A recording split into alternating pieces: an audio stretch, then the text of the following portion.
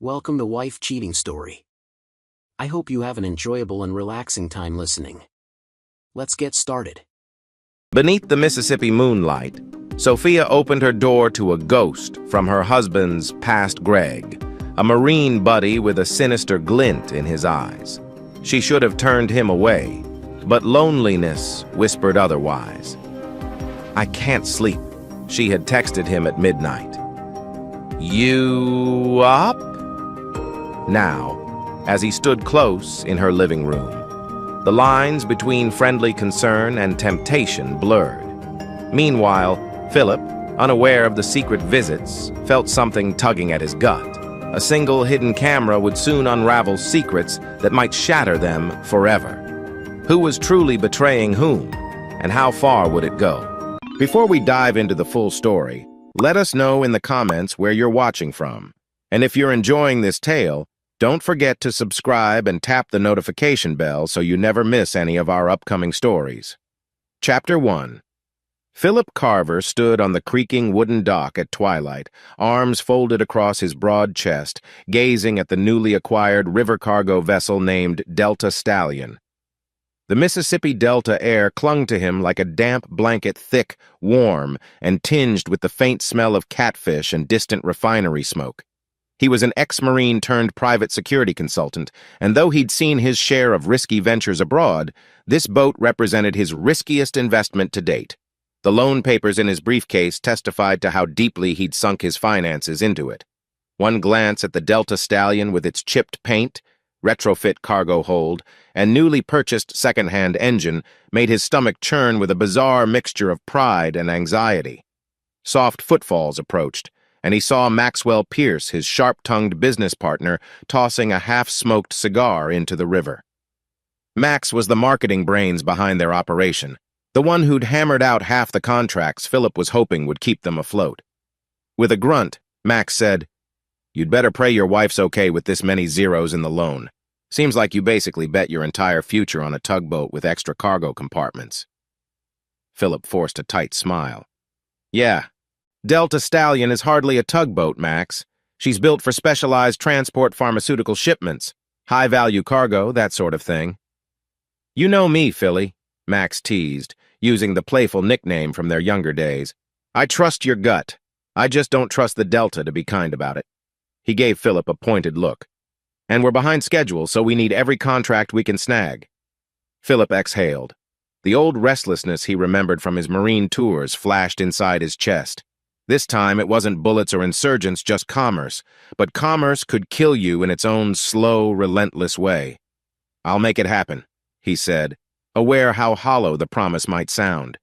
As they stepped off the dock, Philip's phone buzzed a text from Sophia, his wife. She'd written, "Home soon?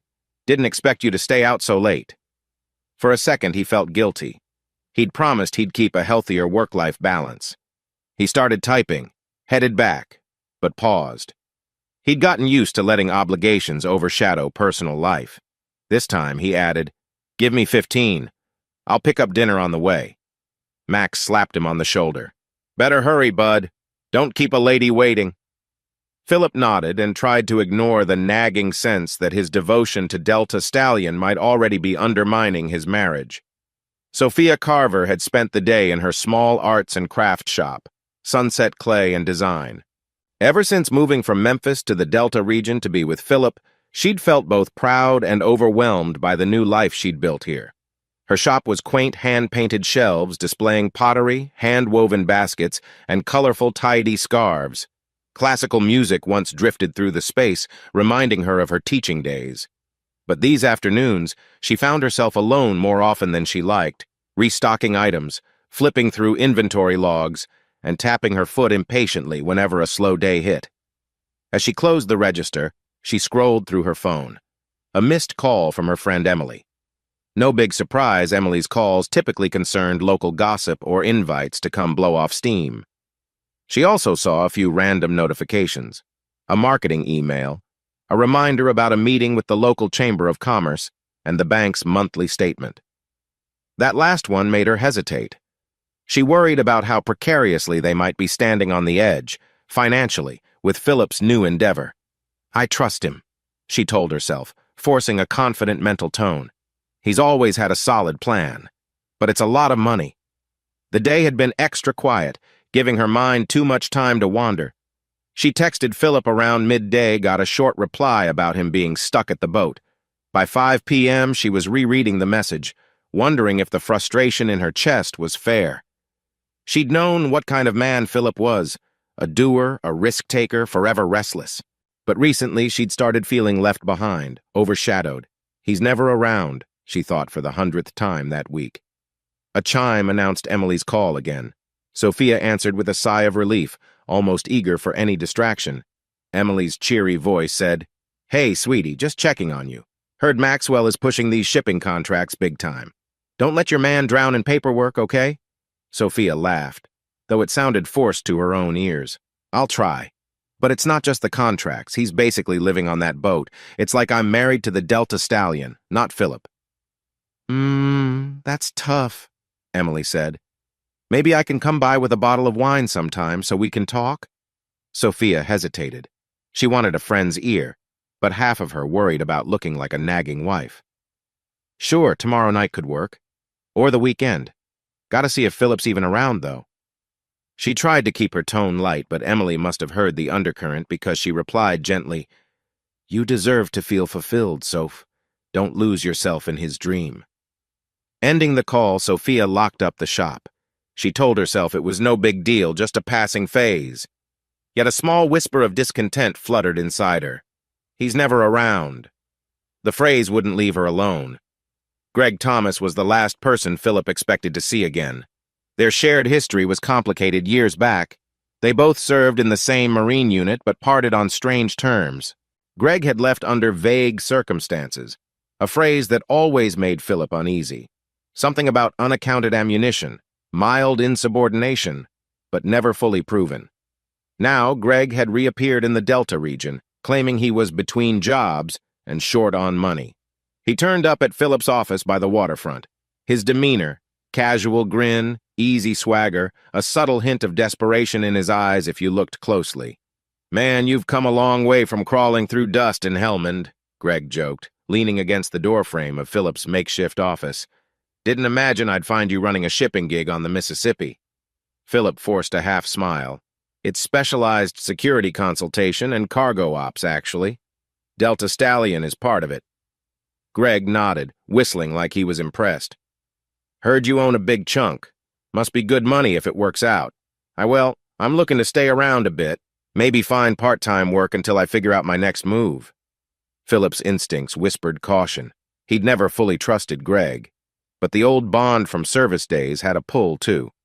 "We're not hiring staff, but we can talk. I might know someone who needs an extra pair of hands."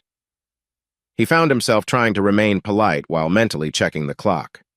Maxwell was supposed to arrive with a new prospective client in minutes. Greg seemed to sense the tension. "I'll get out of your hair, man. Just wanted to drop in." He rummaged through his jacket pocket and handed over a scrap of paper with a phone number. "Call me if anything opens up, or if you just want to grab a beer. By the way, I'm real proud of you, buddy." A flash of something intangible flickered across his face. Was it envy, longing, or some cunning glint? Philip exhaled once Greg was gone. The uneasy knot in his chest tightened. We parted on ambiguous terms, but maybe he's turned his life around. He tried to quell the suspicion pounding in his gut, thinking, everyone deserves a second chance. Then he sighed. That wasn't entirely true. In his experience, second chances had a way of turning messy. Maxwell, lighting another small cigar, cornered Philip in the dusty little yard behind their Riverside office. He jabbed the cigar like a pointer. "So that was your old buddy? The one with the questionable record?" "Greg, yeah," Philip said, voice guarded. "He's just passing through, apparently." "Huh." Maxwell puffed out smoke. "Guy gave me the creeps, too smooth. Folks around here see him, they'll think he's running some scam." Pausing, Maxwell eyed Philip. "You sure you trust him?" Philip shrugged. "Don't even know why he's here. Haven't seen him in ages. But you know me, I don't trust easily." "All right. Just watch your back. He smelled like trouble," Maxwell said, voice dropping to a hush. "And with the money on the line for the Delta Stallion, the last thing we need is more friction. We're already behind on the regulatory stuff. The cargo licensing, local permits don't let a shady acquaintance ruin your momentum. Philip recognized the paternal note in Max's voice. They'd been college friends before Philip enlisted, and Max had seen him pivot from military grit to entrepreneurial zeal. "Noted," Philip replied. Then he clapped a hand on Max's shoulder. "But hey, about that new contract you lined up, did it go through?" Maxwell exhaled. "Close, but not final. The rep from Tri-County Pharma wants final assurance we can secure their shipments. We can't have a single slip-up. That means you need to be around, personally guaranteeing security protocols." Philip's jaw tightened slightly. This was exactly the source of friction at home. He had to be around, overseeing everything. "Understood," he said, thinking about Sophia's exasperation. "I have to do it. There's no choice." The boat was too big a deal to leave to chance. Late that evening, Sophia found herself perched on their worn leather sofa, eyes on the front door. Normally, she'd have closed her shop by 6, whipped up a simple dinner, and maybe watched some cooking show.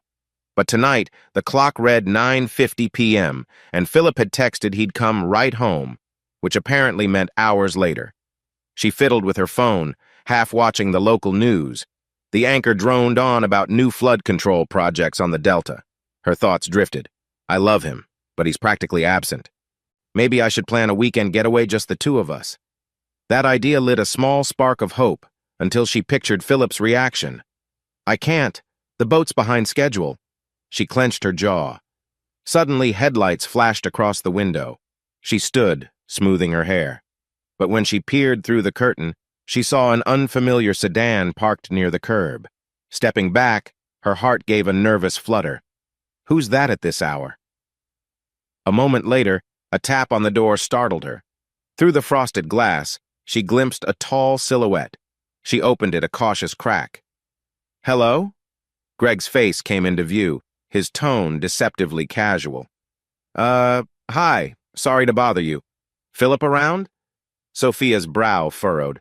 She recognized him from an old photo Philip had shown her. Plus, she'd briefly met him once years ago. "Greg, right?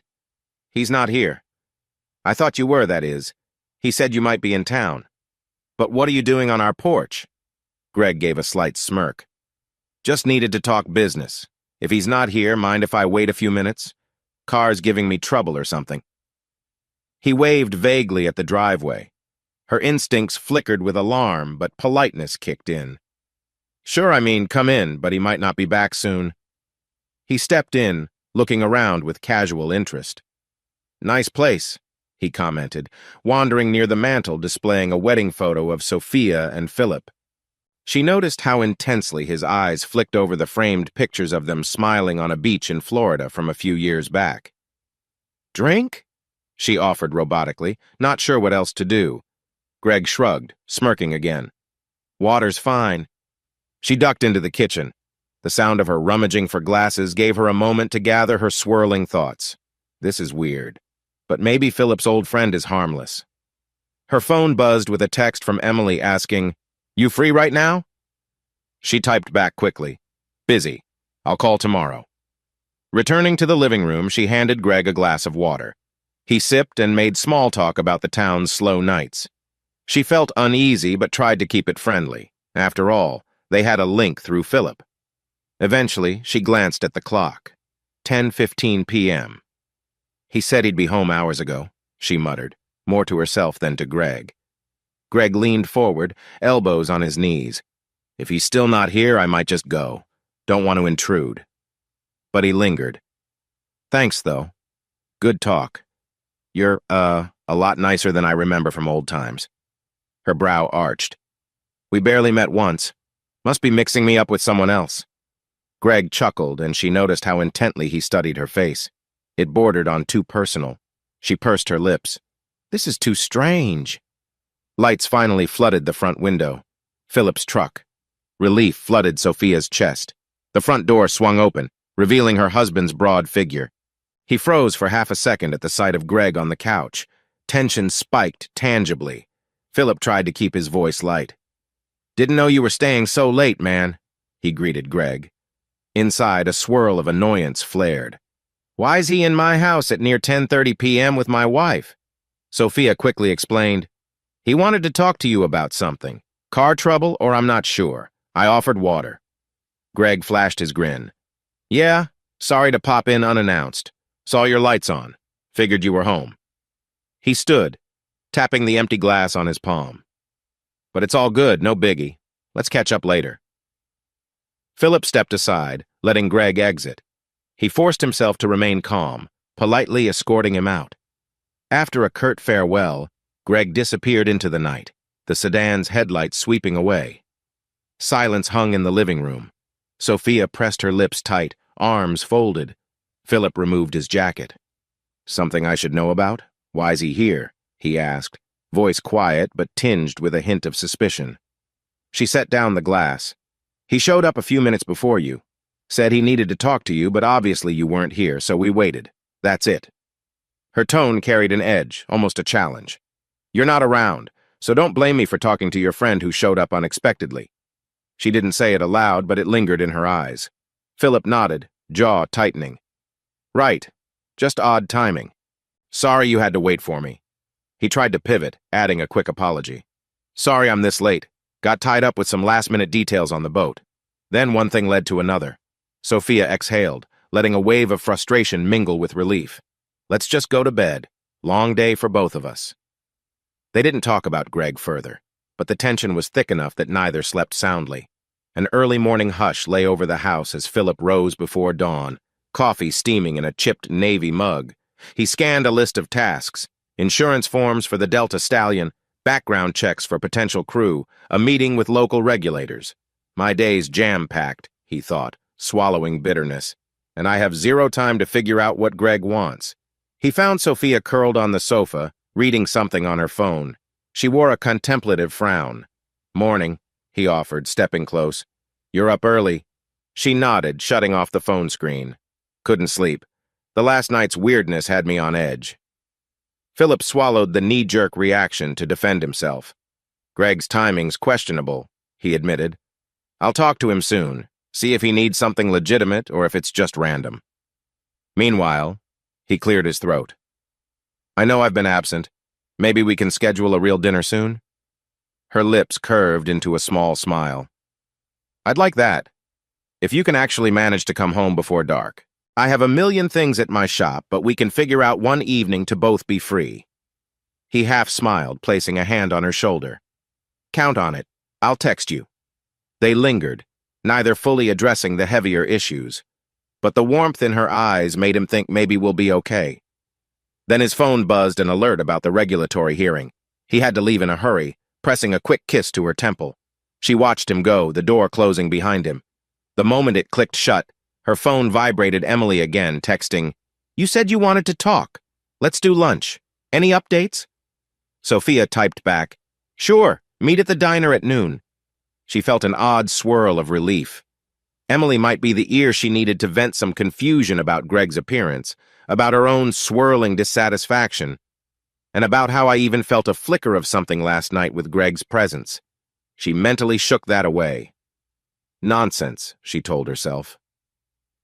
At midday, Emily and Sophia sat across from each other in the local diner, Magnolia Eats, the faint smell of fried catfish in the air. Red vinyl booths gave the place a vintage vibe. Emily wore her usual bright smile, but it dimmed as soon as she saw Sophia's expression. All right, Emily said, tapping her nails on the table. What's going on? Last night's text from you sounded stressed. Sophia stirred her sweet tea. Greg showed up at my house, Philip's old friend. We ended up alone in the living room for a bit until Philip finally arrived. It was awkward. Emily's eyebrows arched. Greg? The Marine buddy with rumors swirling about him? Sophia nodded. I barely know him, but it felt off. And Philip is so busy I'm alone all the time. Then Greg shows up, acting friendly, and I look. It's not that I like him or anything, but it made me realize how empty the house is when Philip's not around. Emily frowned. That doesn't mean you want to fall into something with Greg, right? Sophia shot her a quick glare. Of course not. Don't be ridiculous. Maybe I enjoy conversation. I'm not looking for trouble. Emily softened, reaching across to pat Sophia's hand. I know, but you said you feel unfulfilled. You need to tell Philip that in no uncertain terms. He can't read your mind, hun. Sophia sipped her tea, gaze drifting to the window. We used to be so in sync, teaching, traveling. Ever since this Delta Stallion thing, he's had no space for me. But I do love him. Her voice caught slightly. It's just a part of me wonders what else I'm missing in life. I used to do music, teach children. Now I mostly manage a shop that's not even that busy. And at night, I eat dinner alone half the time. Emily's eyes filled with sympathy. I get it, but be careful who you confide in. If you're lonely, it's easy to slip into confiding in the wrong person. If Greg tries to fill that gap— Sophia waved a dismissive hand. He's not. I'm just venting. She paused, remembering the odd sense of being seen that she got from Greg. No, it's just a passing feeling, she told herself again. I'm married, and I do love Philip. She glanced at her phone. A new message from Darlene flashed. He's trouble. Watch out. Confusion flickered in Sophia's chest. Darlene too? Everyone's suspicious, but maybe they're right. On the other side of town, Philip scrolled through random receipts from the Delta Stallion's refurbishing. Diesel costs, spare engine parts, some questionable line items that Maxwell flagged. But his mind kept drifting back to Greg's odd cameo in his living room the night before. He remembered Greg's old manipulative streak. The guy could talk his way into, or out of, anything. A phone call beeped in Maxwell's number. Philip answered with a brisk, "Hey, what's up?" Maxwell's voice crackled. You busy? Because I just found out Greg might be up to something. Word is he's short on cash, owes serious money to questionable folks. Keep him at arm's length. Philip exhaled, not particularly shocked. Yeah, I saw him last night. Showed up at my house unannounced. He might just be sniffing around for a handout. Maxwell grunted. More than that, a buddy I trust says Greg's gambling debt is huge. He's desperate. That desperation can turn into messing with other people's finances. Philip grimaced, running a hand over his short-cropped hair. Right. Thanks for the tip. I'll keep my eyes open. He hung up, a swirl of protectiveness riling inside him. Stay away from my life, my wife, and my business, Greg. A flicker of guilt. Was he projecting? But then he remembered the look on Greg's face in the living room. No, I trust my gut. He's trouble. The next step, though, was unclear. Kick him out of town? Confront him? Philip sighed. I've got bigger fish to fry, like finishing this cargo licensing. Still, the feeling gnawed at him. If Greg tried something shady with Sophia, his phone beeped again with a text from Sophia. Late dinner tonight? Let me know if you can manage it. He typed back swiftly. I'll try. 8 p.m. me. She replied with a thumbs-up emoji. For a moment, his heart lightened. He'd carve out some space for her. I won't let anything ruin that, especially not Greg. That evening, a change of schedule forced Philip to wrap up earlier. He texted Sophia that he might actually make it home around 7:30. He pulled up to the driveway, the sun just dipping below the horizon. The house lights glowed warmly. As he got out, he noticed a small shape near the driveway camera, a hidden device he'd recently installed out of an old Marine habit to secure the perimeter. He walked over to check the feed, just routine, until the motion-activated playback rewound. He froze. The camera had stored footage from last night that he didn't watch in full. He pressed play. In grainy black and white, the footage showed Greg's sedan rolling in about 10:10 p.m., then Greg stepping out, going to the front door. The video cut to a fast-forward, and at 10:25, there was Philip's truck arriving. For a moment, Greg's silhouette inside the house was visible behind the half-open door, standing perhaps a bit too close to Sophia. Then a final shot of Greg leaving as Philip came in. Philip's jaw tightened, so they were alone longer than I realized. He tapped the camera's side, scowling. Was he overreacting? Probably. But his gut churned with a flicker of jealousy or suspicion. He told himself he trusted Sophia. The problem was Greg. A quiet vow formed in his mind. I'll gather enough evidence to see if Greg's sniffing around her for more than conversation. Because if he so much as tried to use her in his desperate money schemes, or if something else was going on, Philip didn't want to finish that thought. He turned off the camera feed, stepping inside with a forced calm. As he greeted Sophia, she beamed, saying, "I ordered takeout. We can actually have dinner together for once." Her genuine delight made him push aside the negativity. They set the table, Chinese boxes spread out. He resolved not to mention Greg. Instead, he told her about the new shipping contract. She listened, asked questions, teased him about how maybe now he'd have more free time. Outside, the camera's LED blinked softly, capturing them through the window, a seemingly normal couple sharing dinner. But inside Philip's mind, the first seeds of real suspicion had already started to sprout. And once those seeds took root, nothing would stop him from finding the truth quietly, methodically, in the ex-Marine way he knew best. Chapter 2. Philip woke before dawn, coffee in hand again, determined to shake off the sense of foreboding. The old Marine discipline flared up in him, telling him to remain calm, gather intel, and move deliberately.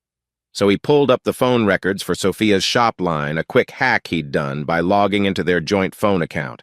They normally used it for personal and business, but she also had the shop extension. The data loaded slowly. She called a number multiple times this week, a number that looked suspicious. He recognized the area code, same as Greg's new phone. Quietly, Philip typed the suspicious digits into an online reverse lookup. No official listing. Might be a burner phone. He frowned. She's calling Greg that often? Why? He took a breath. Could be innocent. Maybe Greg asked her about local job leads or small talk. But the pattern made his chest tighten. Stop jumping to conclusions. Instead of confronting Sophia or revealing he'd snooped, he decided on a more strategic approach. Gather more. He texted Maxwell. Need a trace on phone. Keep it quiet. His friend texted back a thumbs up. At the breakfast table, Sophia hurried through a slice of toast. She looked bright-eyed, a slight tension under her polite smile. "Busy day at the shop," she said. "Picking up new supplies from that arts wholesaler in the next county. Possibly seeing Emily for lunch." Philip nodded. "I might be gone late with the Delta Stallion. We're testing the new engine." She offered a small wave of her hand, not complaining for once, just acknowledging. A pang of guilt flicked inside him, guilt for suspecting her, guilt for continuing to bury his nose in boat stuff. He forced a casual tone. "Hey, is Greg bugging you about anything? He stopped by the other day, so—" Sophia's lips parted in mild surprise. "No, just that one weird visit. Unless you count a couple phone calls about, well, he was asking if my shop needed an extra handyman. It was random. I told him we're not that big." She shrugged, looking away. Nothing to worry about. Philip masked his reaction. She's at least half lying. The frequency of calls was more than just a couple. "Yeah, all right," he said softly. "I'll keep calm." He kissed her cheek and left for the dock, his mind swirling with the knowledge that she wasn't telling him everything. The suspicion stung. He wondered if the path he was on, quietly investigating, was better or worse than a direct confrontation. But for now, he wanted actual proof. Sophia's day at the shop was routine, restocking shelves, ordering extra clay, greeting the occasional customer. Yet her mind drifted. She'd called Greg's phone twice that morning once, no answer, the second, a brief exchange. She told herself it was purely logistical. He'd texted about possibly painting the outside of her shop's sign, a small, odd job. But why do I feel so uneasy? She recalled the flicker in Greg's voice, a kind of flattery or flirtation. She tried to dismiss it, telling him politely maybe she'd consider it. Around 11 a.m., Emily popped in, wearing a floral blouse and a sympathetic look. "Got time for a quick coffee break?" Sophia, craving the conversation, locked the door behind them. They walked 2 doors down to the local cafe. Over cappuccinos, Emily studied her friend. "You've been calling Greg? Are you sure that's wise, given how unsettled you felt?" Sophia toyed with her spoon. "He offered to repaint my sign. I mean, Philip's always busy, and I do need help. If Greg can do it cheaper than a pro, that's not so bad, right?" Emily's eyes narrowed. "In theory. But remember, you said you felt weird about him. Don't let a small discount lure you into awkward territory. And does Philip know?" Sophia felt a spike of defensiveness. "Philip's barely around. I shouldn't have to check with him for every decision about my shop, but guilt seeped in. She should at least mention it. Why haven't I? Maybe because I sensed Philip wouldn't like it. The tension grew. Emily sighed. Just be honest with yourself. If you're lonely or resentful about Philip's schedule, that's valid. But be careful how you fill that gap. Greg might be looking for an in. Sophia didn't respond. She sipped her coffee, hating how complicated everything felt. She recalled the mild rush she got from the phone call with Greg earlier. Was it just the thrill of new conversation, or was it something more? With a mental jolt, she forced the question down. She wasn't that kind of person. She simply missed normal companionship. That's all, she told herself. But I better watch my boundaries, or this might blow up. For a moment, she resolved not to call him again. Mid-afternoon, Philip paced around the Delta Stallion, double-checking cargo straps and engine calibrations. The test run had gone okay, but he was preoccupied, mind racing with the phone trace. A message popped in from Maxwell. Got partial info. Number is unregistered. Greg definitely the user. We'll dig deeper. His jaw tightened, stepping up to the small deck house, heart pounding with dread. So it's a burner phone. He stared out over the muddy Mississippi waters. He remembered a time overseas when he used similar covert lines for sensitive ops. A burner phone suggested secrecy. But secrecy about what? A side hustle? Or something with Sophia? He inhaled, forcing composure. Focus on business now, he muttered. The boat's success hinged on him not letting personal drama overshadow. Yet the more he tried to concentrate on the engine readouts, the more images flickered of Greg in his living room, Greg's phone linking to Sophia's. A swirl of betrayal threatened. Could she? He stopped himself. He had no proof of an affair, just too many calls, suspicious timing. But with each doubt, he felt a small crack forming in his trust. As the day wore on, he tested the boat's updated systems, freed a snag in the cargo hold, supervised the crew hooking up new fenders. By 6 p.m., he was exhausted, physically and mentally. Maxwell approached from the dock with a laptop in hand, face grim. This fiasco with Greg might blow up. Heard rumors he's deep in gambling trouble. Loan sharks? If he's sniffing around your family, man, he might want money. Or a place to hide. Philip pinched the bridge of his nose. Then let him hide somewhere else. I'm not his caretaker. Better warn Sophia to keep distance, Maxwell said firmly. We don't want him conning her or forging a sob story, drawing her into messy finances. Philip nodded, though an internal voice said, she's already in contact with him. He turned away, stifling the swirl of anger. I'll handle this quietly. He resolved to gather enough evidence to confront them both if it came to that. One step at a time. That night, Philip drove home slowly, scanning the street for Greg's sedan, half expecting it to appear. Instead, the driveway was empty except for Sophia's SUV. He entered to find her finishing up a simple pasta meal, apron on. The domestic scene momentarily soothed him. He kissed her cheek in greeting. She smiled warmly, no sign of guilt or tension on her face. They ate in near peace, talking about minor updates. She mentioned a potential new wholesale deal for the shop. He described the boat's successful engine trial. The normalcy felt almost too perfect, and Philip found himself waiting for a slip some mention of Greg, but she didn't bring him up.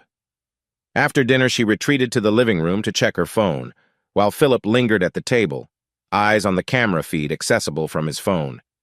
He tapped open the day's logs. Only Sophia's SUV leaving midday. Returning around 2 p.m., no other suspicious visitors. Okay, no incident today. He inhaled relief but felt a pang. Why am I basically spying on my own wife? Sophia stuck her head in.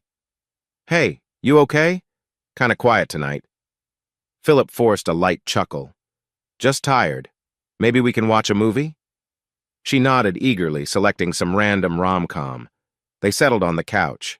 She nestled under his arm.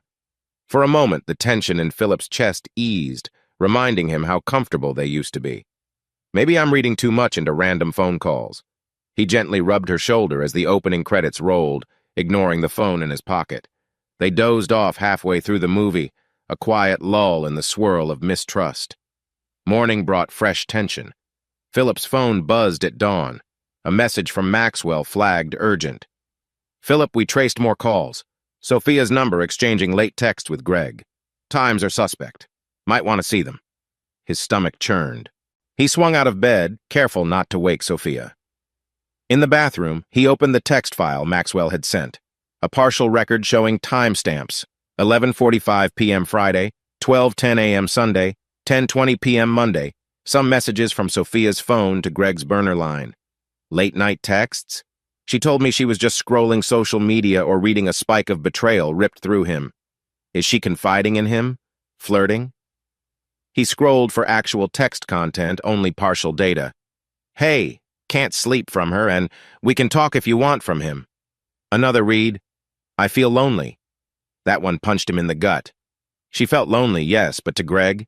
He locked his phone, heart hammering. I knew it. Or at least suspected it. This wasn't proof of a full-blown affair, but it was emotional closeness she wasn't sharing with him. He stared into the mirror, his reflection pale with anger. So this is how it starts. She's turning to him for companionship. A swirl of dark resolve formed. She can't lie about it forever. I'll gather more. Keep playing it calm.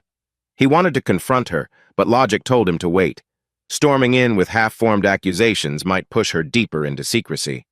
I want no illusions if there's more going on. The ex-Marine in him demanded a thorough plan. He stuffed the phone in his pocket, forcing composure. At the breakfast table, he sipped coffee while Sophia rummaged for eggs. He watched her with a new lens, noticing a mild tension in her eyes. She was on her phone, smiling at something, then quickly putting it face down as he approached. He ground his teeth. Greg again? Everything okay? He asked, tone measured. She flashed a polite smile. All good, just checking the shop's supply deliveries. She turned away, missing the flicker of pain in his gaze. I won't blow up, he reminded himself. Not yet. Sophia, after Philip left for the dock, paced in the living room, biting her lip. She'd just texted Greg a friendly good morning, as though it was normal. Over the last couple of days, their messages had grown in frequency. She told herself it was harmless. He's the only one who actually checks on me in real time. At night, if she was awake and Philip was absent or half asleep, she'd text Greg about random thoughts. He'd respond with compliments, jokes, or surprisingly thoughtful advice. He's a smooth talker, her mind warned, but it feels nice to have attention. A pang of guilt stung her. This was crossing lines, wasn't it? Before she could dwell on it, Darlene texted, He's no good, you need to be careful. She'd apparently heard rumors about Greg's gambling. Sophia typed back, I know, but he's just a friend. Then she paused. Is he? The question lingered. She thought about telling Philip, but she pictured his stress, the boat fiasco, and told herself I don't want to add drama. So she rationalized, I can handle this. Greg's not controlling me, it's just conversation. Yet she felt a small flutter of something deeper. The seeds of emotional closeness. And it scared her because the first step to real betrayal can start like this. Emily dropped by unannounced that afternoon, catching Sophia off guard as she was in the middle of texting Greg. Stuffing the phone in her pocket, Sophia greeted her friend, trying to appear casual. Emily looked around pointedly, noticing the phone tension. Hey, she said softly. Wanted to see if you're up for coffee or just a chat? Sophia forced a laugh. Sure, you always seem to arrive at the perfect time. They settled on the couch. Emily's gaze flicked to Sophia's pocket. You sure everything's fine? You look unsettled. Sophia's shoulders slumped. She exhaled, then admitted quietly. I've been texting Greg, more than I should. It's kind of emotional venting. Emily's eyebrows shot up. Soph, you told me you'd be careful. Are you telling me this is purely platonic, or do you feel a spark? Shame washed over Sophia. I don't know, he compliments me, listens. I know it's risky. I love Philip, but he's so absent. And Greg is just there. She swallowed, a tear threatening. It's stupid, right? Emily grabbed her hand. It's not stupid to crave attention, but you have a husband. Don't let fleeting loneliness overshadow that. You might cross lines you'll regret. It's possible Greg is manipulating the situation for his gain. Sophia nodded, eyes moist. I keep telling myself it's innocent, but I do feel something. Not sure what. Maybe it's the thrill of being needed. God, that sounds awful. Emily's voice softened. Talk to Philip. Let him know how neglected you feel. Do that before you slip deeper into this emotional bond with Greg. Once you cross certain lines, it's so hard to come back. Sophia wiped a tear. You're right, I'll try. I just hate confrontation, and Philip's so busy. The phone in her pocket buzzed again, making her flinch. Emily gave her a knowing look. Sophia felt cornered by her own decisions. Meanwhile, at the dock office, Philip stared at the partial text transcripts Maxwell forwarded. They read like small talk but carried an undercurrent of intimacy. I can't sleep. You up? Wish we could chat in person. You okay? I'm here. Each line from Sophia to Greg or vice versa felt like a dagger. He sank into a battered desk chair, mind spinning. This was, at minimum, an emotional affair in progress, the type of slow betrayal that can erupt into something bigger. Maxwell arrived, glancing at Philip's ashen face. You got the file, huh? He sighed. I'm sorry, buddy. I didn't want to confirm your worst fears, but we can't bury our heads. Philip's hands clenched. She's basically forging a closeness behind my back, with a shady gambler. He exhaled, controlling the urge to smash something. This can't continue. He looked up, jaw set. But I need more tangible proof. If I confront Sophia now with partial phone logs, she might deny or blame me for snooping. If Greg's pushing her, I want an undeniable record. Maxwell nodded grimly. Hence the plan, right? You said you wanted to set up more advanced monitoring? Feels extreme, but I get it. Philip closed his eyes. I hate invading her privacy, but I can't let this blow up in my face unprepared. She's obviously lying to me. Greg's a snake. If they're crossing lines, I'll gather proof, then handle it. Maxwell patted Philip's shoulder. I'll help, but be sure you're ready for what you might find. This kind of path can be messy. Philip's eyes were cold. Better messy than living in illusions. I was a Marine. I can handle harsh truths. Inside, his heart pounded, fear mixing with fury. Part of him hoped the messages never escalated. Another part was steeling himself for a betrayal that felt dangerously close. That evening, Sophia busied herself making dinner, expecting Philip home late as usual. At around 8 p.m., her phone pinged with a message from Greg. Mind if I drop by? Just for a minute to talk about your shop sign project. She paused, pulse quickening. She typed back, maybe tomorrow. My husband's not home yet. He replied, I can be quick.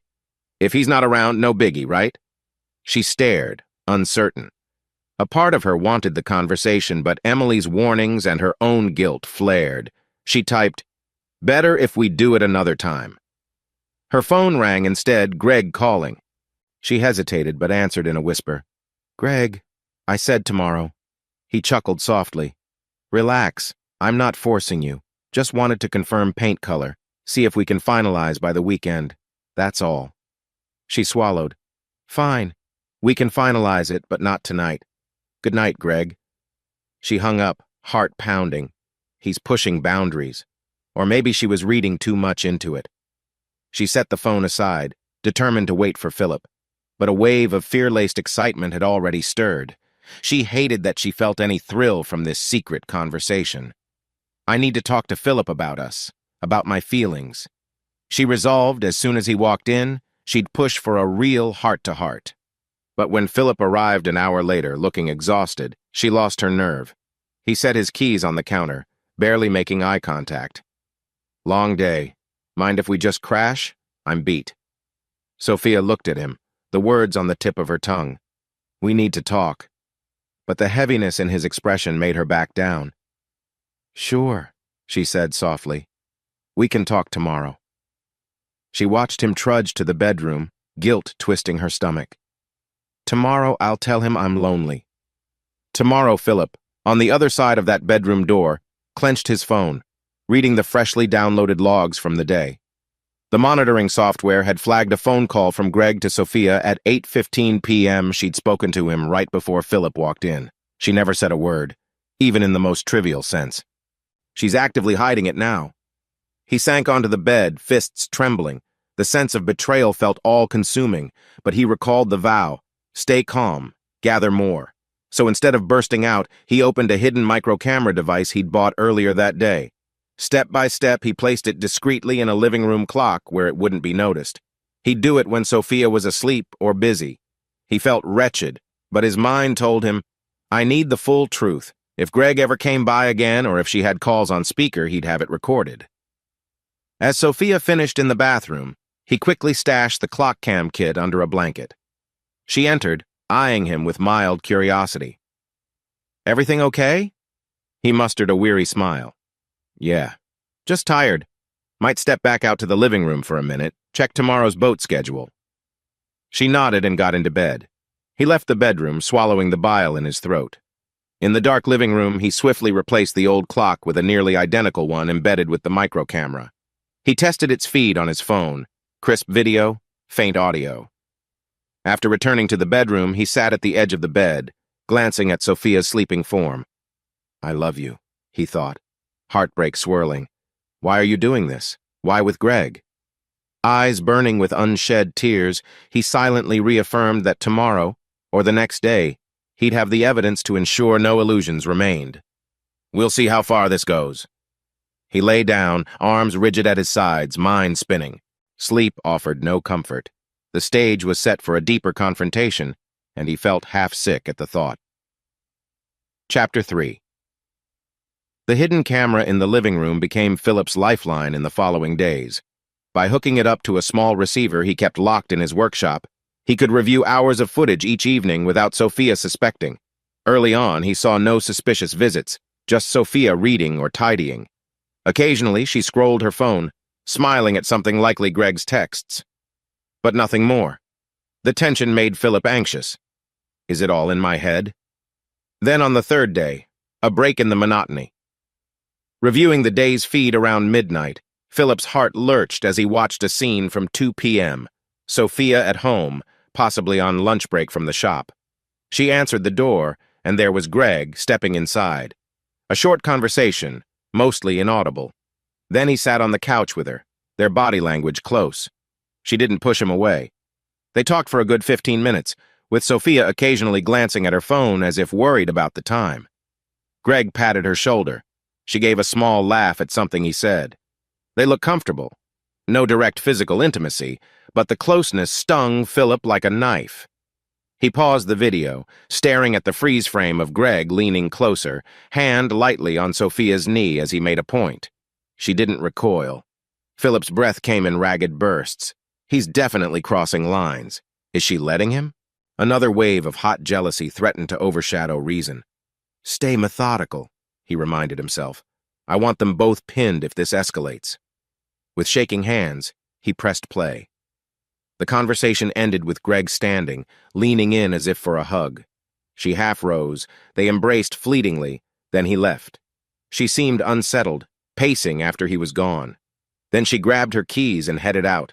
Philip's vision swam with heartbreak, betrayal, anger. So it's definitely more than random texts. Greg was physically touching her. She let him. She's going behind my back in our own house. He clenched his jaw, tears threatening. He had to remind himself to breathe. If he'd confronted her right then, she'd possibly spin a story. He wanted to see if it went further. One more misstep from them, and I strike. The vow both pained and steeled him. The next time Greg set foot in that house, Philip would ensure he was there too, or I'd have the final evidence for a bigger reckoning. Sophia came home that same evening looking distracted. She'd told Philip on the phone she was busy at the shop, not mentioning the short break at the house. Over dinner, Philip calmly asked about her day. She talked about new supplier issues, never referencing Greg. He forced a casual nod, each lie dropping like a stone in his gut. He'd seen the camera footage. She's intentionally hiding it. He tried a gentle approach. Anyone else come by the house or your shop? We have so many contractors floating around the Delta these days. She blinked, then quickly shook her head. No, just me. She fiddled with her fork. Pretty dull day. Anger coiled in Philip's stomach.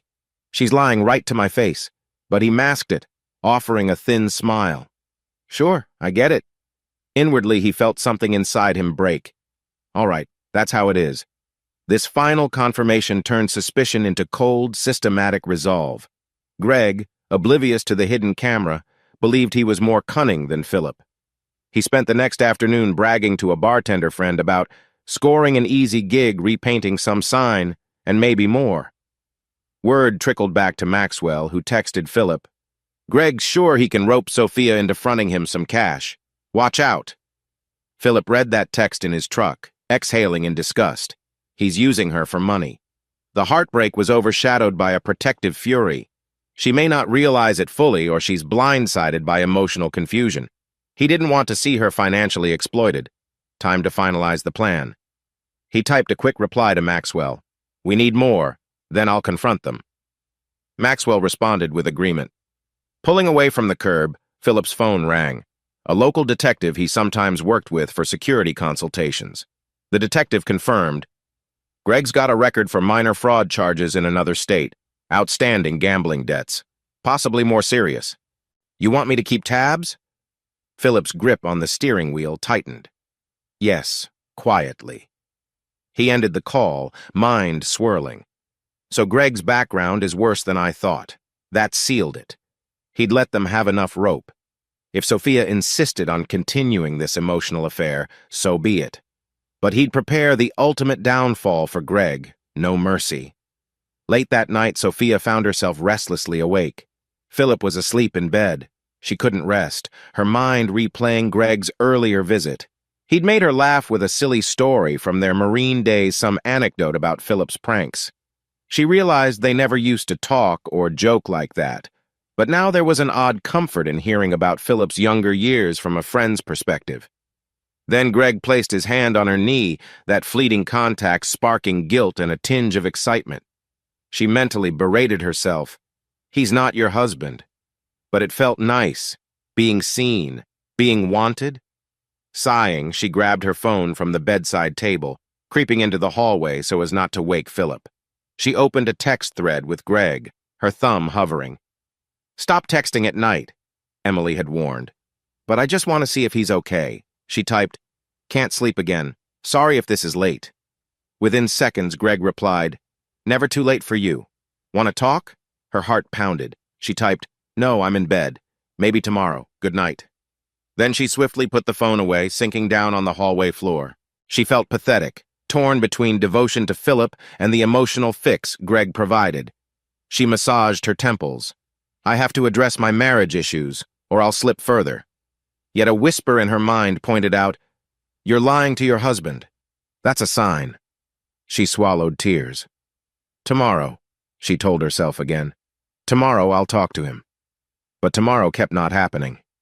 She rose, returning to bed, missing the small glint of a hidden lens from the living room clock that might have recorded her hallway silhouette or picked up faint audio. The web was drawn tighter around them all. Philip reviewed the camera footage the next afternoon. He found the night's clip of Sophia creeping into the hallway around midnight, phone in hand, whispering. The audio was faint, but he caught Greg's name. A fresh wave of betrayal crashed in. The sense of emotional intimacy was undeniable. She's confiding in him at midnight. He slammed his fist onto the desk. All right, that's enough. Let me see if I can step up the schedule. He wanted to catch them face-to-face again, maybe be there in person. He texted Maxwell. We up for a direct confrontation soon. You in? Maxwell responded with an immediate yes. They formulated a plan.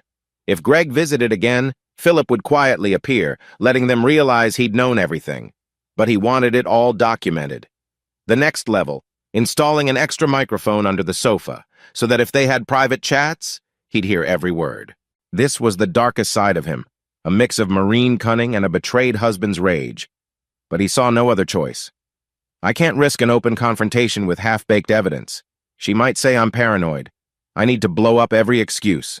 And if Greg truly tried to seduce her or request money, Philip would shut that down in the most final way possible, exposing him, pressing charges if needed. That night, while Sophia was at her craft shop late for an alleged inventory check, Philip took the chance. Swiftly, he embedded a small mic behind the couch cushion, wired to the same hidden recorder. Now I can capture full conversations. He tested it. Crisp enough.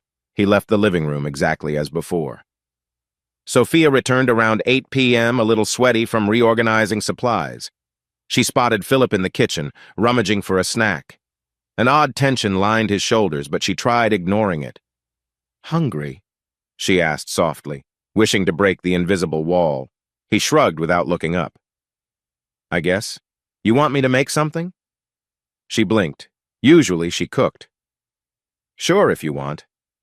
The awkwardness was thick. She recognized something off in his demeanor, but couldn't pinpoint it.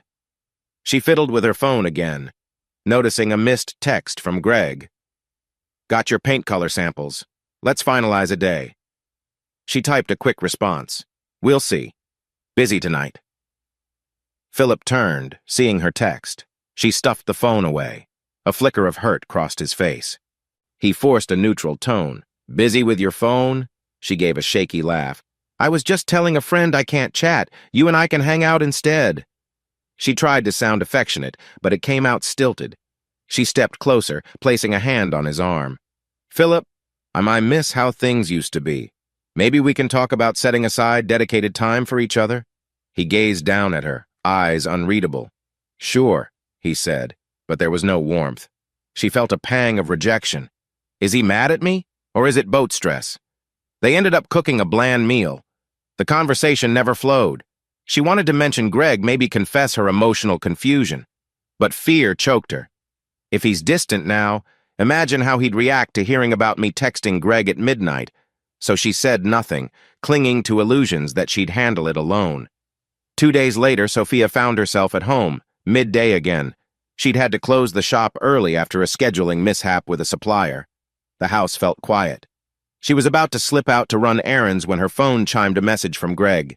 In the neighborhood. Want to finalize sign details? Just 10 minutes. She glanced at the clock. Philip's out all day, presumably. Maybe I can do this quick. She answered, fine, but keep it short. 5 minutes later, Greg arrived, stepping in with the casual confidence that increasingly unsettled her. Hey, he said, voice low. Where's your big bad hubby? She frowned. At the boat, I guess. A flicker of protectiveness over Philip flared. And he's not bad. Don't be rude. Greg shrugged, smirking. Relax, it's a joke. He set down some paint swatches. Check these. You wanted something subtle, right? She tried focusing on the colors, but Greg was standing too close, and her heartbeat quickened. She forced her eyes on the swatches. Yes, something not too bright. The shop exterior is kinda earthy. He nodded, leaning over her shoulder, giving off a faint cologne scent. This one might pop. You do want customers noticing you, right? She swallowed, mind drifting. He's basically pressing into my personal space. She stepped slightly away. Right. Let's settle on that one, maybe. Good? He gave a playful grin. Perfect. Now let's talk payment timeline, but hey, I'm flexible, especially for a friend. She tensed. Friend, sure, just name your price. He waved a hand. We can figure something out. Maybe I paint for cheap if you, I don't know, help me out with a small loan. I'm in a pinch. Her eyes widened. This was the request. He's asking for money. She stammered. I'm not comfortable mixing personal loans. Philip handles finances. I'm not, Greg cut her off with a gentle, coaxing tone. It'd be small. And your husband's so busy, maybe we don't want to bother him. Right? He stepped closer, hand brushing her arm. Think about it. I'll do great work for your sign, handle any improvements inside. I just need a little cash to float me, short term. She felt a swirl of alarm. He is using me. Her moral sense screamed, no. But a conflicting wave of pity or confusion flickered. I can't. Let me think, but no promises. He sighed dramatically, stepping even closer. All right, I appreciate you. You're the only one around here who's been nice to me. Means a lot. He placed a warm hand on her shoulder. A flicker of emotional swirl overcame her. She hated that it felt good to be praised, needed. She also felt trapped. You can always text me, he murmured, leaning in as if to brush a light kiss on her temple. She jerked away, pulse pounding. Greg, please. She forced a shaky laugh. This is too close. I'm married. Let's keep it professional. He raised his hands in mock surrender. Hey, no harm, just friendly. But a glint in his eyes said otherwise. He retreated a step. I'll let you be. Let me know about the sign, okay? And if you change your mind on that loan... Without waiting, he left. She stood there, trembling, guilt and relief mixing. He's definitely crossing lines, and I almost didn't stop him soon enough. She realized how dire this had become. The entire conversation was overshadowed by how close they'd come to a borderline intimate moment. She sank onto the couch, tears pricking her eyes. I need to talk to Philip. This can't continue. Greg is pushing me into something unethical. She typed a quick text to Emily. Need to talk ASAP. Little did she know, the entire exchange was recorded, both video from the clock and audio from behind the couch. And Philip would see it soon enough. That evening, Philip, after finishing a partial day at the boat, rushed home with a single-minded goal: check the hidden cameras. He'd felt a prickle of intuition that Greg might try something. Sure enough, the moment he replayed the midday footage, his heart slammed in his chest. He watched Greg come in, them talking about sign paint and then the request for money. His jaw tightened. Knew it. Then he watched Greg approach her intimately, hand on her shoulder. Sophia seemed flustered, but she didn't initially push him away. Only at the near last moment did she recoil. So it's not 100% mutual, but it's also not innocent. The final straw was him leaning as if to kiss her temple. That was physical, that was real. Philip felt sick. He's basically seducing her in my living room, asking for money. And she didn't throw him out immediately. Furious protectiveness warred with heartbreak. He rewound the audio piece, hearing Greg say, "You're the only one who's been nice to me." Then her shaky response. He realized Sophia wasn't wholly on board, but she was also not fully shutting him down. She was letting Greg linger. That was enough. She's complicit in an emotional cheat, even if she's not physically sleeping with him. The final line about the loan hardened Philip's expression. He's trying to scam her, and she's teetering. Philip texted Maxwell, "I have more than enough now. Next time he shows up, I might confront them both. Prepare for fireworks." Exiting the footage, Philip rubbed his temples. How do I handle Sophia? She's not innocent, but she's not the main culprit. The heartbreak weighed him down. I guess I keep quiet until the next time. Let me see if she confesses. He steeled himself, planning to question her that night. If she lies again, I'll know the path forward. Total confrontation. His heart pounded, uncertain if he wanted her to come clean or not. When Sophia arrived home from errands, she found Philip in the living room, arms folded, expression grim. She set down her purse, uncertain. "Hey, everything okay?" He stared, voice tight. "Busy day at your shop, right?" A flutter of panic seized her. He's suspicious. She forced calm. Yeah, though I closed early. Supplier issues. Went to the store for groceries after." She gestured vaguely at a small bag of produce. He nodded slowly.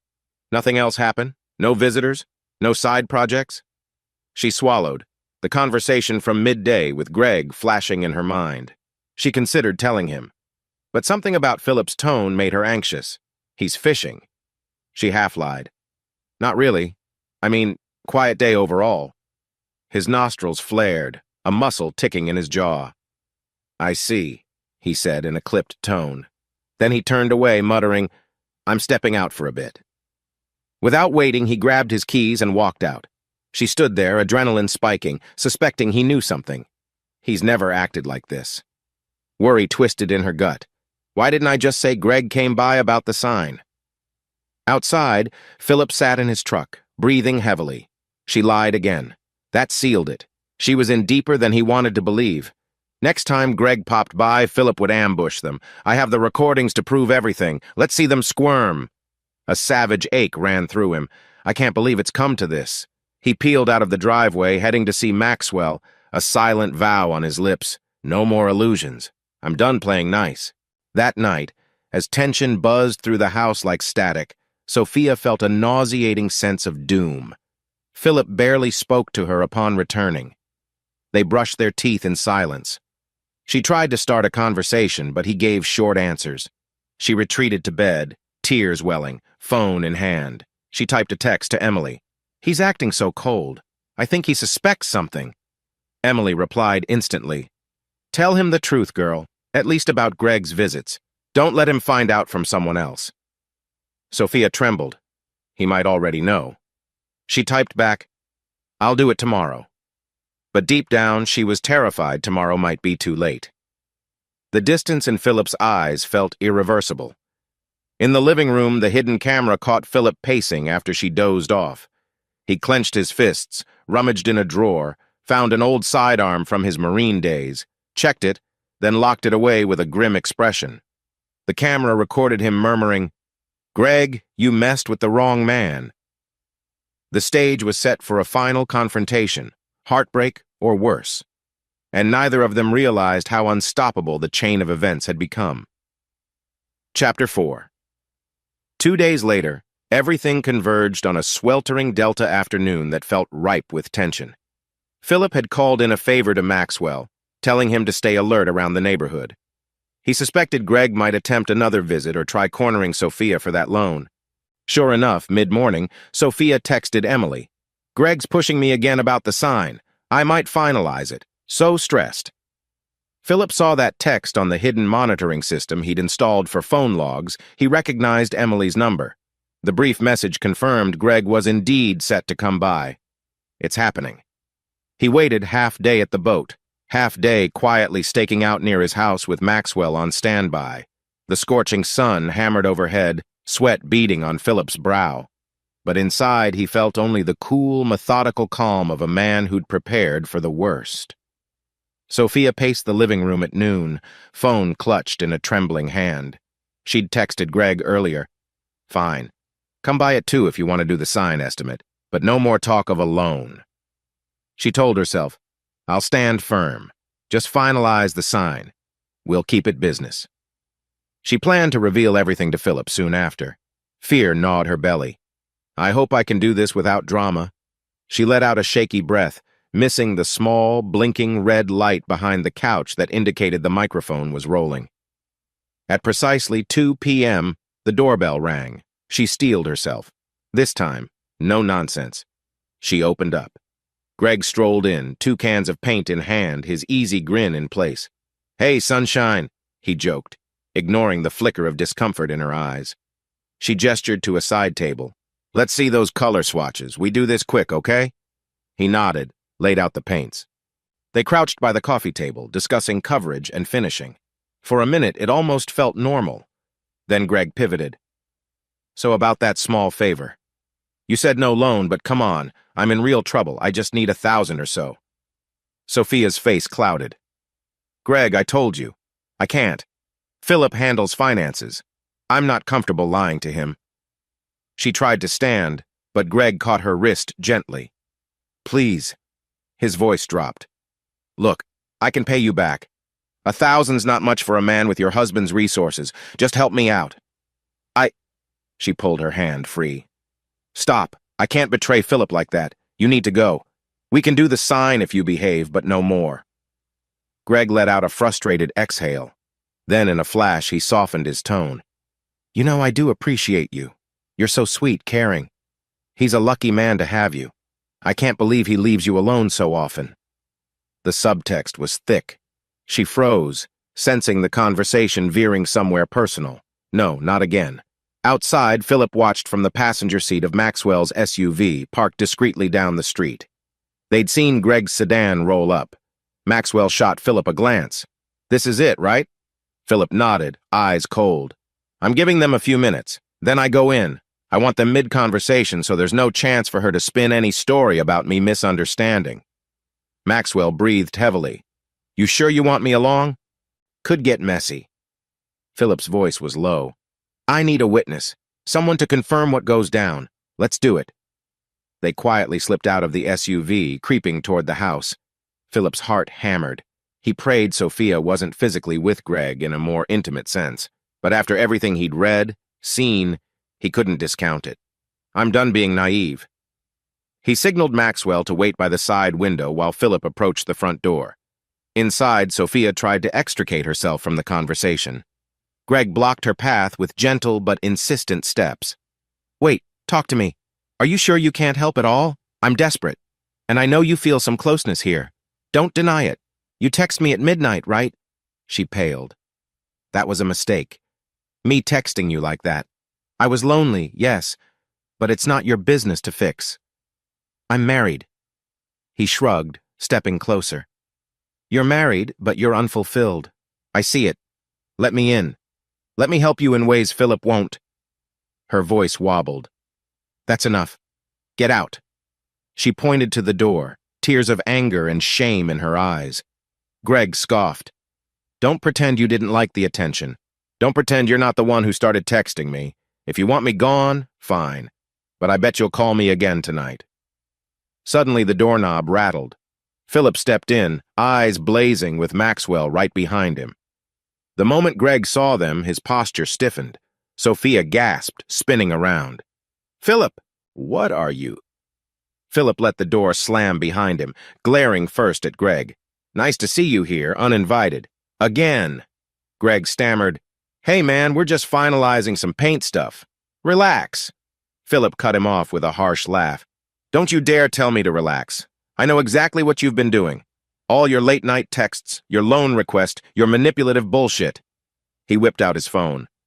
"I have it all recorded. Everything." Sophia blanched, confusion and horror crossing her face. "Philip recorded? What do you mean?" His fury turned to her for a second. "Hidden cameras, audio logs, your secret midnight chats, your meetings while I was gone. You lied to me. Over and over." She recoiled, tears brimming. Maxwell quietly stood to the side, a somber witness. Greg tried a bluff. "Man, that's illegal to record us.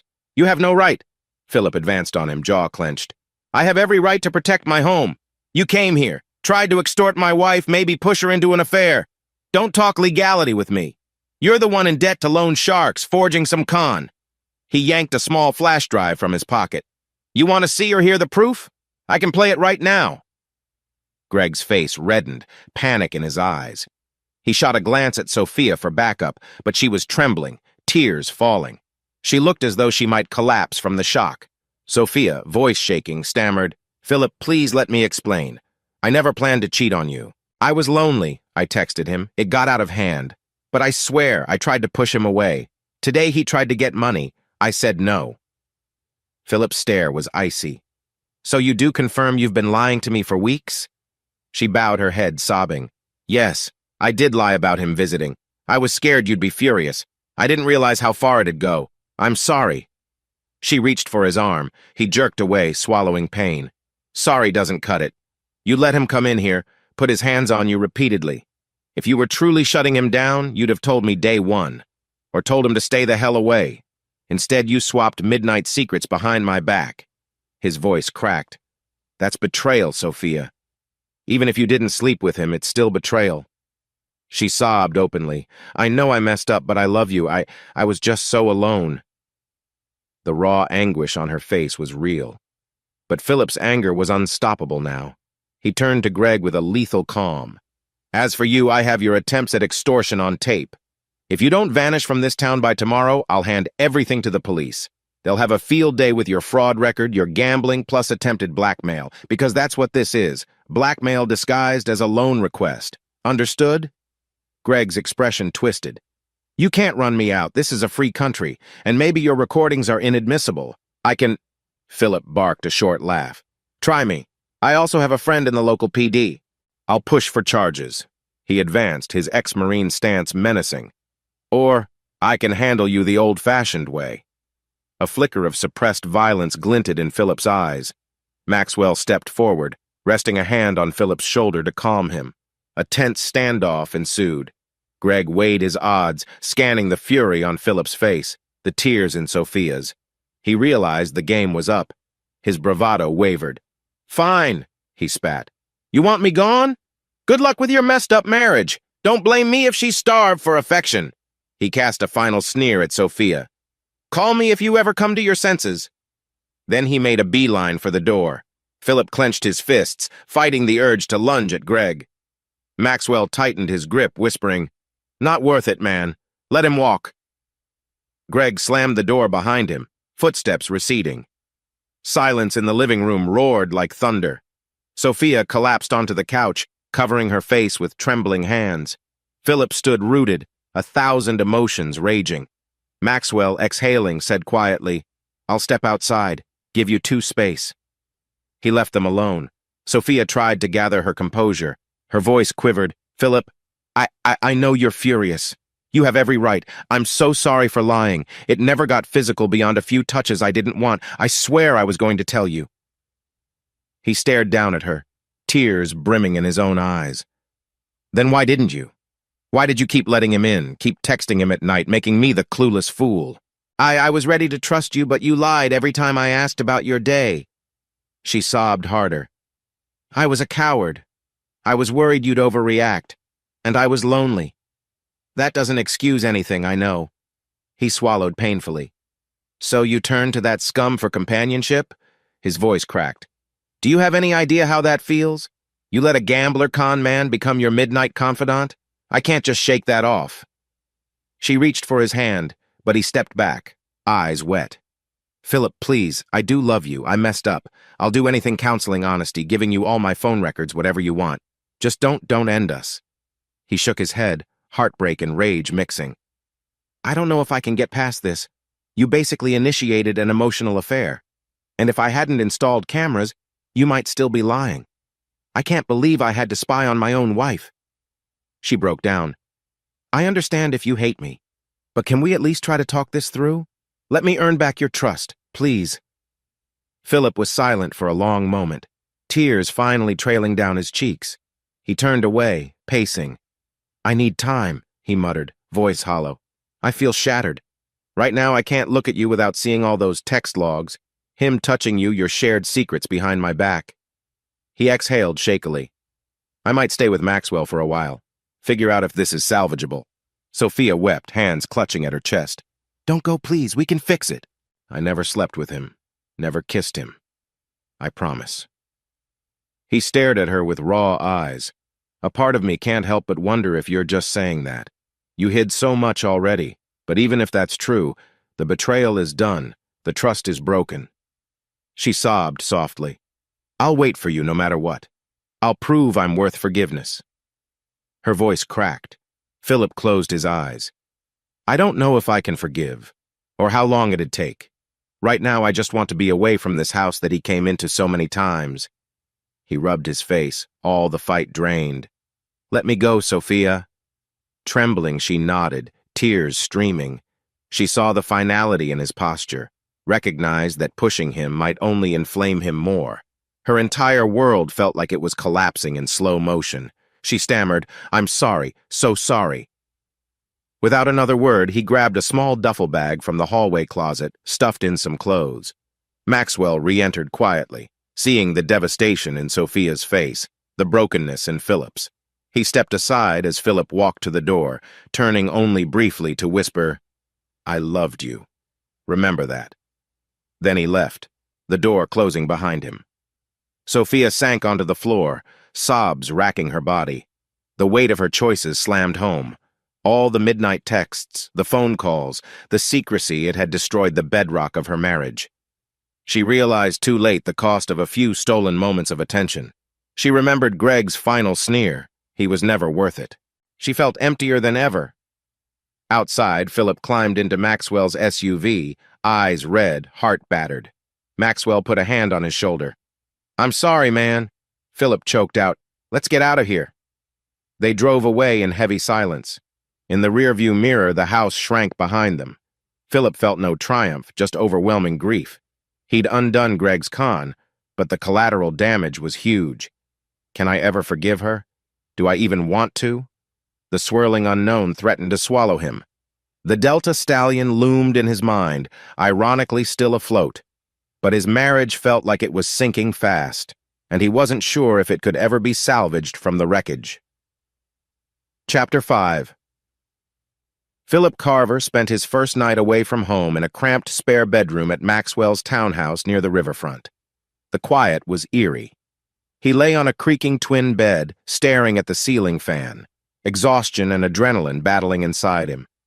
Minutes turned to hours, and still he found no rest. Every time he closed his eyes, he saw Sophia's tear-streaked face or imagined Greg's smug grin. By dawn, Philip felt more hollowed out than ever. The only solace was Maxwell's steady presence. At breakfast, a sparse affair of black coffee and leftover biscuits, Max slid him a glance. Look, you know you can stay as long as you want, Maxwell said. Just promise me you won't do anything extreme. Philip exhaled, his shoulders rigid. Not planning to. Not. I got Greg out of the picture. That's enough. He wasn't sure if he believed it. Part of him still hungered for retribution, especially after seeing the devastation Greg had caused. But what truly gnawed at him was Sophia's role. She might not have physically slept with Greg, but the emotional betrayal had cut deep. He stared at the swirling coffee in his mug. "She begged me not to leave," he muttered. "Said she'd do anything to fix it, but how do I fix trust once it's gone?" Maxwell leaned back in his chair. "I've never been married, so my advice might be worthless. But if you can't see a path forward, maybe it's time you separate, legally, or at least in day-to-day living. Focus on your project with Delta Stallion. That's what you do best, keep your mind busy." Philip gave a faint nod. He'd poured his soul into that boat. Now it felt like the only anchor left in his life. "Yeah, I have to push forward with the cargo routes. We can't afford any more delays."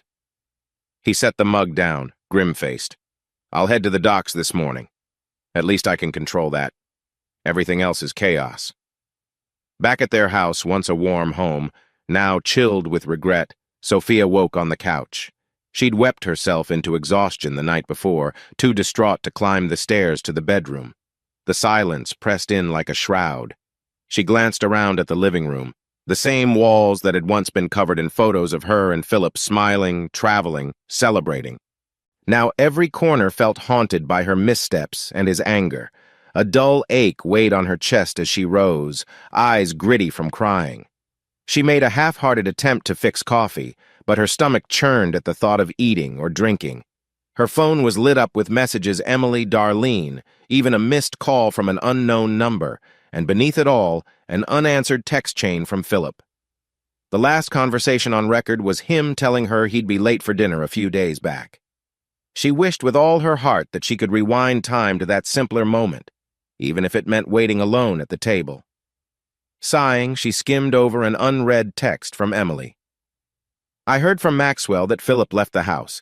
Are you okay? Please call me. I'm here." Sophia clutched the phone to her chest, tears threatening anew. She typed a shaky reply. "Not okay. I messed up. Don't know how to fix this. Need to gather myself." Then she set the phone aside, bracing herself for another wave of sobs that didn't quite come. She was exhausted, even from crying. For a moment, she stared at the battered clock on the shelf, the one Philip had replaced with the hidden camera. She now knew the truth about that device. He'd spied on her, but then again she'd lied. A swirl of shame and resentment flickered. If only I'd told him earlier, if only. She slumped in a chair at the dining table, spotting a photograph pinned to the fridge. Her and Philip on their 5th anniversary, beaming with a chocolate cake in front of them. She let out a strangled sigh. The memory of that day, how they'd teased each other about gaining weight from too much dessert, how he'd carried her upstairs in a playful show of strength, felt impossibly distant. "That was us," she whispered to the empty house, voice cracking. "How did it come to this?" Greg Thomas might have fled the Carver household in humiliation, but he wasn't gone from the Delta. Not yet. He seethed in a dingy motel room on the outskirts of town, the neon light of a flickering sign casting garish shadows across the stained walls. He'd thrown his suitcase on the floor, rummaging through it in search of a beer or some leftover bourbon, anything to take the edge off. His phone buzzed, a local unknown number, possibly the loan sharks. Greg grimaced, refusing to answer. They'd begun tightening the noose on his debts, and after failing to squeeze any money from Sophia, his options were drying up fast. "Screw Carver," he muttered, pacing. "He wants me gone, fine, but I'll make him pay somehow." His fists clenched, mind spinning with half-baked revenge fantasies. Of course, he had no illusions he could go toe-to-toe with Philip physically. Philip was an ex-Marine with local alliances, but maybe there was a way to sabotage his beloved cargo boat or tarnish his name. Something painful. "Maybe I can tip off the feds about suspicious shipping or sabotage a contract," Greg mumbled to himself. A cunning gleam lit his eyes. He recalled overhearing some details about the Delta Stallion's new routes, about valuable pharma shipments. If he leaked false information or stoked rumors of stolen cargo, it might cause a major headache for Philip. A cruel grin twisted his mouth. "We'll see who ends up running out of town," Greg spat. Right now, though, he needed money and a plan. The phone kept buzzing. He ignored it. He'd handle the sharks soon enough. For the moment, his anger was directed at Philip, and that gave him a twisted sense of purpose. At the docks, the Mississippi heat bore down, turning the metal decks of the Delta Stallion blistering hot. Philip worked alongside a small crew, double-checking newly delivered containers for the next test run. The vessel had come a long way from its battered state months back, fresh coats of paint, improved security features, and a newly tested engine. Maxwell hovered with a clipboard, going through the final steps to secure their first major contract with Tri-County Pharma. "They need absolute confirmation we can keep their shipments safe," Maxwell said. "Think you can promise that with your personal life in chaos?" Philip, crouching by a cargo strap, paused. "My personal life might be in tatters, but I can still do my damn job," he said curtly. Then, sighing, he softened his tone. "Sorry, that came out harsh. Yes, I'm all in. If we don't lock down these pharma shipments, the boat's finances take a hit. I won't let that happen." Maxwell nodded, adjusting his ball cap. "The rep's arriving tomorrow morning for an on-site inspection. Make sure everything's locked tight. We can't afford to show any vulnerabilities." Philip rose, wiping sweat from his brow. He forced himself to focus on the boat's success. "We'll be ready," he muttered. "Everything is in place, armed security detail for the test run, specialized container locks, the works." "Good." Maxwell started to walk away, then paused. "By the way, any news about Greg?" Philip's jaw tightened. He pictured Greg's face and felt a wave of fury. "No, he left the house, threatened to fight me legally or something. I doubt he'll be stupid enough to come near Sophia again." Maxwell gave him a look. "Don't underestimate him. Desperate men do desperate things. Keep your eyes open. He might come at you from a different angle, like messing with the boat." Philip grimaced. That fear had haunted him for days. "I'll install more security cameras around the dock. If he tries to sabotage the Delta Stallion, I'll catch him." Then he inhaled. "I appreciate your help, Max. Really." Maxwell nodded, stepping aside as Philip resumed the cargo checks. Each methodical task gave Philip a measure of control in an otherwise chaotic life. The Delta Stallion, ironically, had been the wedge that first drove distance between him and Sophia. Now it might be the single anchor preventing him from spiraling. Sophia sat slumped on her couch, phone in hand, working up the courage to dial Philip's number. The last 2 days he hadn't returned home or answered her single timid text. She was terrified to push him further, but the silence was agonizing. Finally, she tapped the screen. The phone rang once, twice. Then it clicked. Philip answered, his voice taut. "Yeah?" A wave of relief and anxiety swept over her. "Philip, hi, it's me.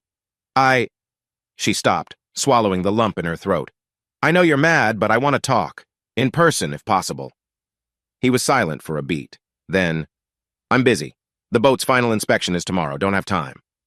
His tone was distant, like speaking to a stranger. Sophia closed her eyes, tears threatening. "Please, I need to say my piece. Even if you can't forgive me, I have to try." He exhaled audibly. "Fine. After my inspection, I'll have an hour free tomorrow evening. Meet me at the Waterman's Diner by the pier. 7 p.m. We'll talk there." She latched onto that sliver of opportunity. "Thank you. I'll be there." He ended the call without a goodbye. Sophia slowly lowered the phone. Her heart pounded, a mix of dread and hope. Maybe she could prove she was sincere in wanting to fix things. The marriage might be on life support, but she refused to give up without a fight.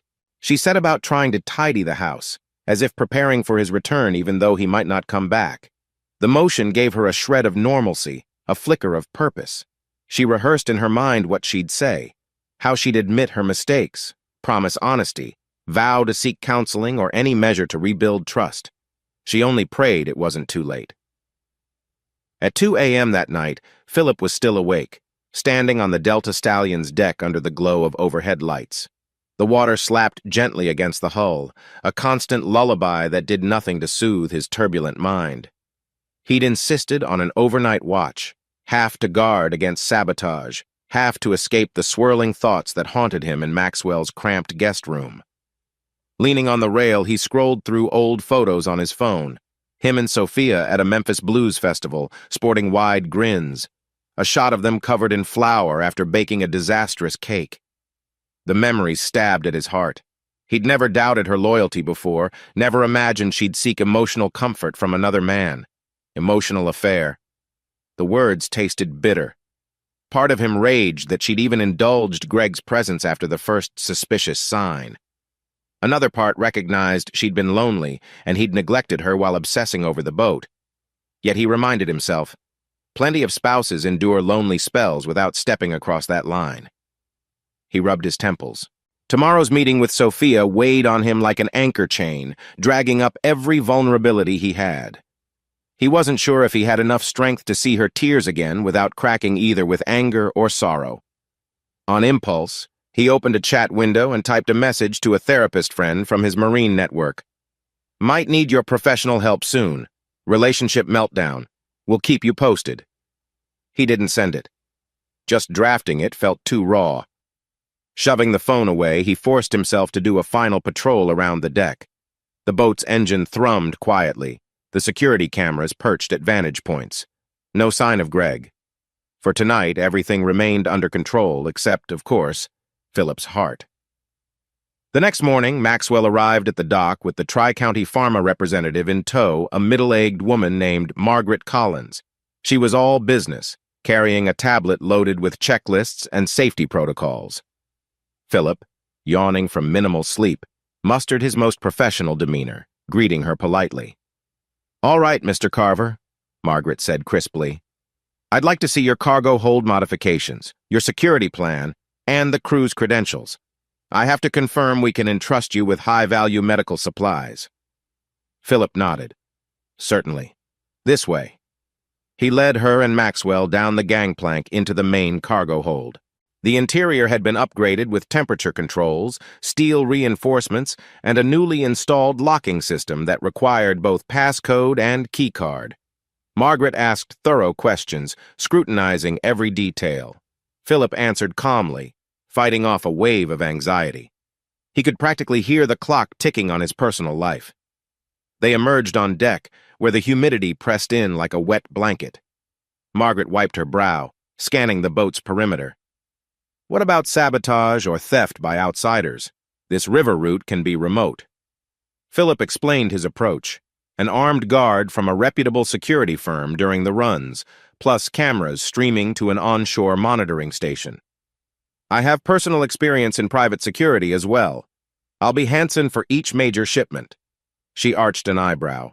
"Hansen is good, but let's see proof of your background." Maxwell handed over a folder showcasing Philip's Marine service record and subsequent security certifications. Margaret studied them with a slight nod. "All right, that's impressive." Then she turned. "Any local threats we should be aware of?" Philip's gut clenched, thinking of Greg. "We have the usual petty crime, but nothing we can't handle. We'll remain vigilant." Margaret seemed satisfied after an hour of further questioning. She tapped her tablet, concluding, "I believe Tri-County can proceed with a trial shipment next week. If all goes well, we'll sign a longer-term contract." Philip felt relief flood him. "We won't let you down, Miss Collins." Maxwell ushered her off the vessel. Once she was gone, he slapped Philip on the back. "You did it, buddy. This is a big step. Assuming the trial run succeeds, we're in business." Philip allowed a small smile. A glimmer of good news. For the first time in days, he felt a spark of confidence. Maybe the boat would indeed become profitable, maybe even overshadow the personal nightmare he lived. He checked his watch, already past noon. In a few hours, he'd face Sophia. He dreaded it, but ironically, the stable feeling from the successful inspection gave him a shred of composure. That evening, Sophia arrived at the Waterman's Diner 30 minutes early, nerves coiled tight as steel springs. She wore a simple blouse and jeans, no makeup except a bit of concealer for her puffy eyes. The place was a classic riverside eatery, with checkered tablecloths and the smell of fried catfish drifting through the air. Normally, she'd find it cozy. Now it felt like a stage set for heartbreak. She settled into a booth, ordering just water. Her thoughts spun. "I have to be honest. I have to accept any blame he levels at me. No excuses. Just sincerity."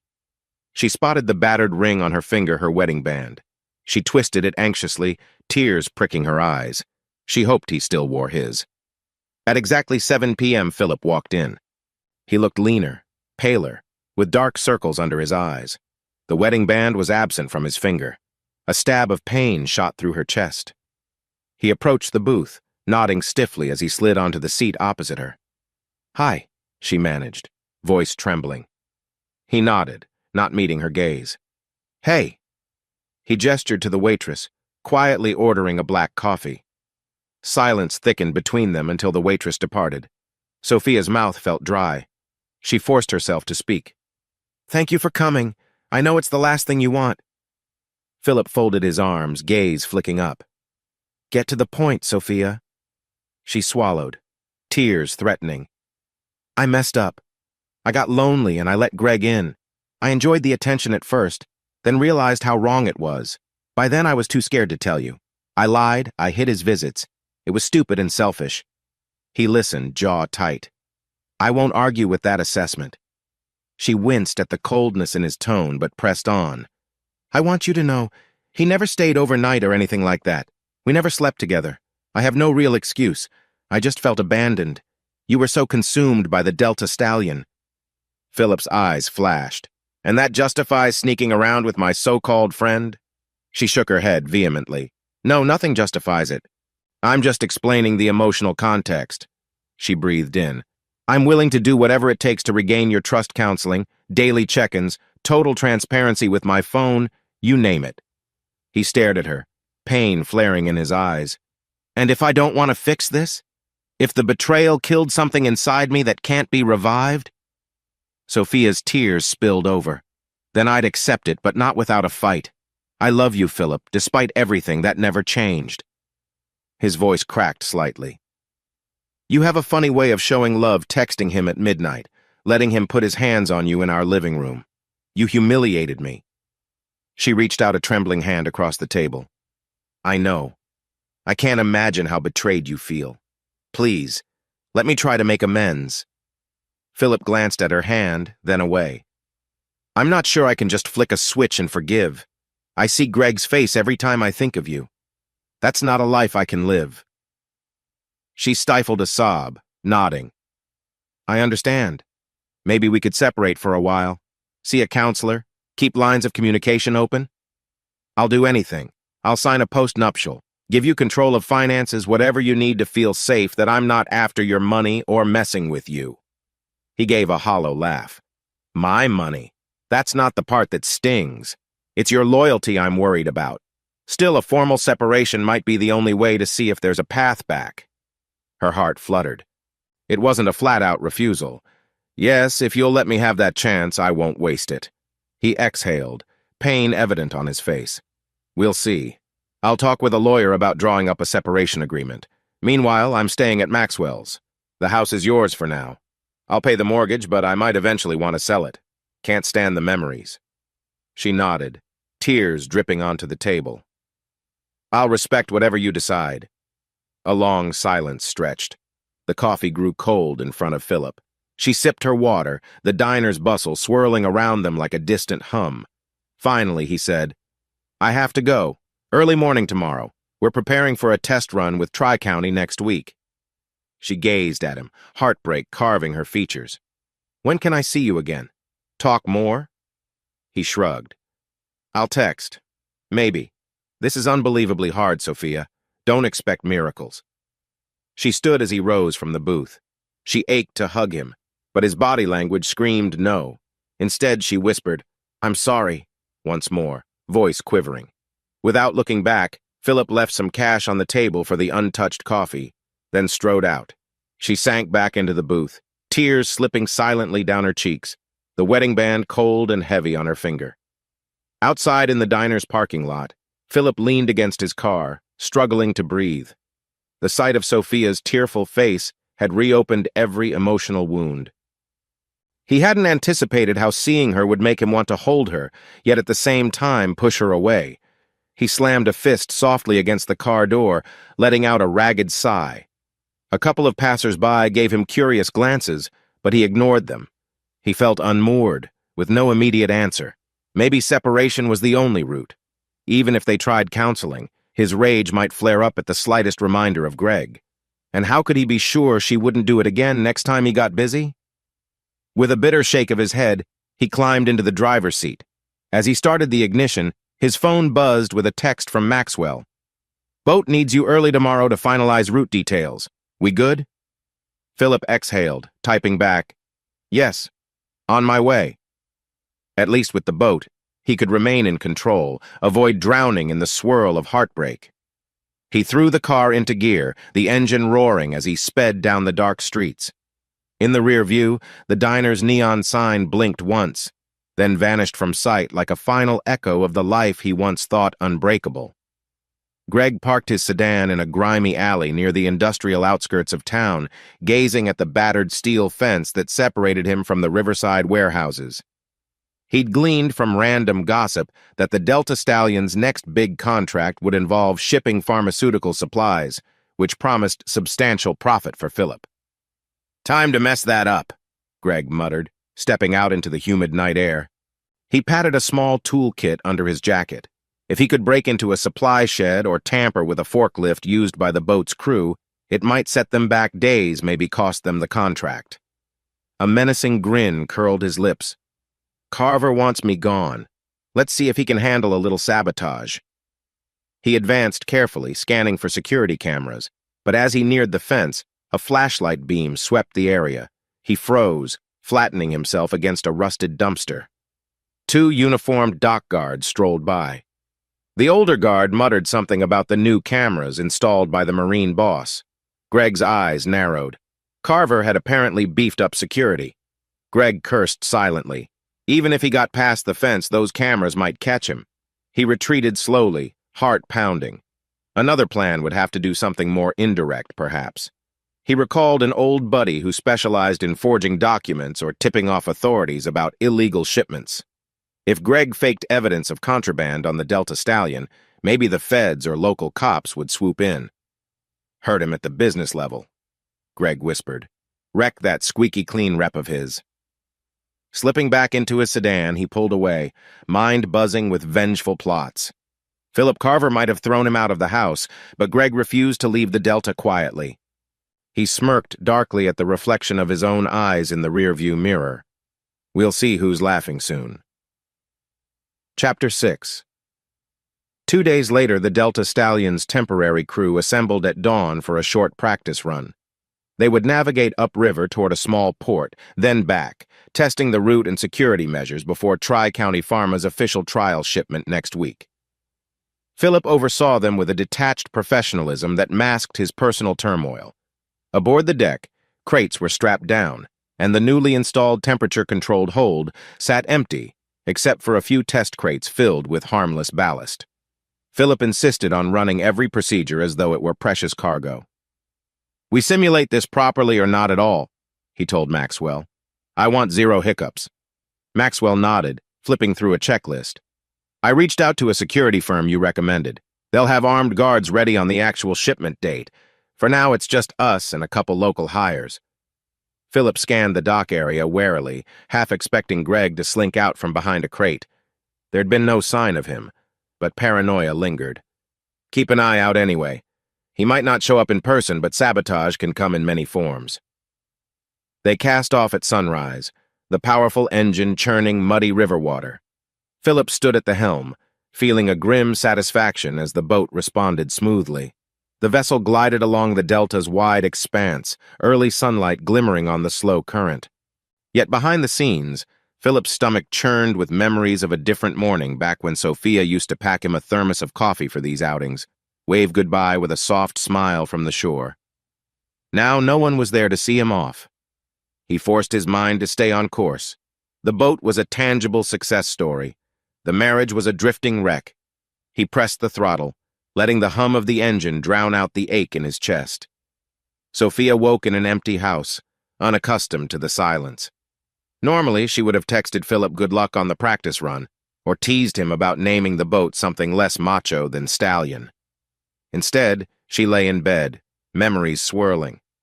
After her talk with Philip at the diner, she'd waited anxiously for any sign of hope. He'd promised only a possible separation agreement, and maybe counseling down the road. The indefinite nature felt like a slow torture. She recalled how he refused to wear his wedding ring, the pain in his voice, and it made her chest hurt all over again. Steeling herself, she decided to take a step forward, therapy, on her own. If Philip eventually agreed to couples counseling, she would be ready. If not, at least she'd address her own mistakes. She texted Emily, who promptly offered a referral. Within an hour, Sophia had booked an appointment with a local therapist known for marital issues. It was a small, proactive gesture. Her phone buzzed again, another call from Darlene, whom she'd mostly avoided. Possibly Darlene wanted the latest gossip. Sophia let it go to voicemail. She was exhausted from explaining her guilt over and over. Instead, she rose, showered, and forced herself to eat a piece of toast. Then she took a shaky breath. If Philip's at the boat, maybe I can drop by the craft shop, see if I can distract myself. As she left, she paused at the front door, remembering all the times Philip stepped in with a grin, calling her name. The house felt so empty. She exhaled, stepping onto the porch, locking the door behind her. One foot in front of the other, Sophia, she told herself. That's all you can do for now. Greg's sabotage plan had mutated into something bigger, something he believed might inflict maximum damage on Philip's precious boat. He'd reached out to an old acquaintance, Wade, who dabbled in forging documents and stirring trouble for a price. Now they met in a grimy little bar on the far edge of the Delta region, where nobody asked questions. Wade, a lanky man with sunken cheeks, listened to Greg's pitch, swirling a cheap beer in one hand. So you want me to fake some shipping manifests? Make it look like Carver's moving contraband? Greg nodded, leaning in, voice low. Yeah, enough to raise eyebrows. Maybe have an anonymous tip sent to the Coast Guard or local authorities. If they smell something illegal, they'll freeze his operations pending an investigation. Wade scratched his stubble. That's a big job, forging official manifests so it looks real enough. I'll need details about his shipping route, the client's name and so forth, plus my usual fee. Greg huffed. Fee? He was already strapped for cash, but the thought of bankrupting Philip spurred him on. All right, fine. But I need results, not half-baked stuff. Wade smirked. Relax, I'm good at this. Just get me the info. If all goes well, Carver's business will be under a dark cloud for months. Greg's lips curled into a savage grin. That's exactly what I want.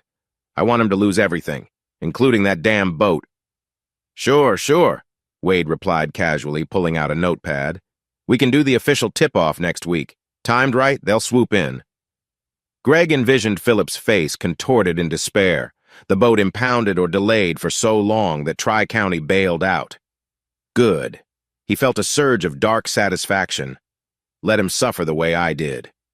They shook hands, ignoring the sticky bar floor beneath them. As Greg walked away, a sense of triumph fueled him. He'd finally found a way to strike back without direct confrontation. And if Philip tried to fight it legally, let him burn through money on lawyers. Meanwhile, Greg could slip away, maybe skip town once he had more funds. He slid into his sedan, adrenaline pounding. Carver, your downfall is coming, he muttered, firing up the engine. Maybe this was petty or vile, but Greg convinced himself it was justified payback for all the humiliation.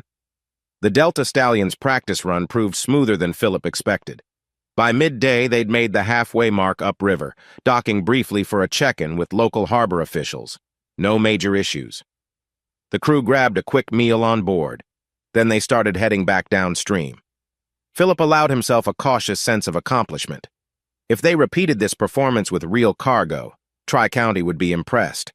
The boat's layout felt second nature. Now he could walk from the bridge to the engine room blindfolded if needed. Despite the swirling turmoil in his personal life, here he was in control. He stood at the helm, glancing at Maxwell, who was taking notes.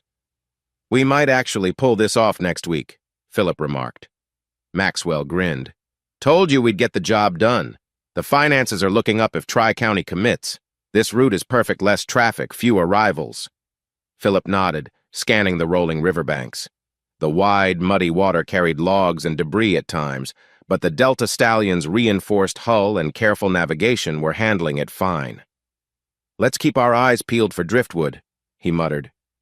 After an hour of smooth sailing downstream, they approached a narrower stretch. Philip eased off the throttle, mindful of a known sandbar. The boat glided carefully, crew on alert. No issues.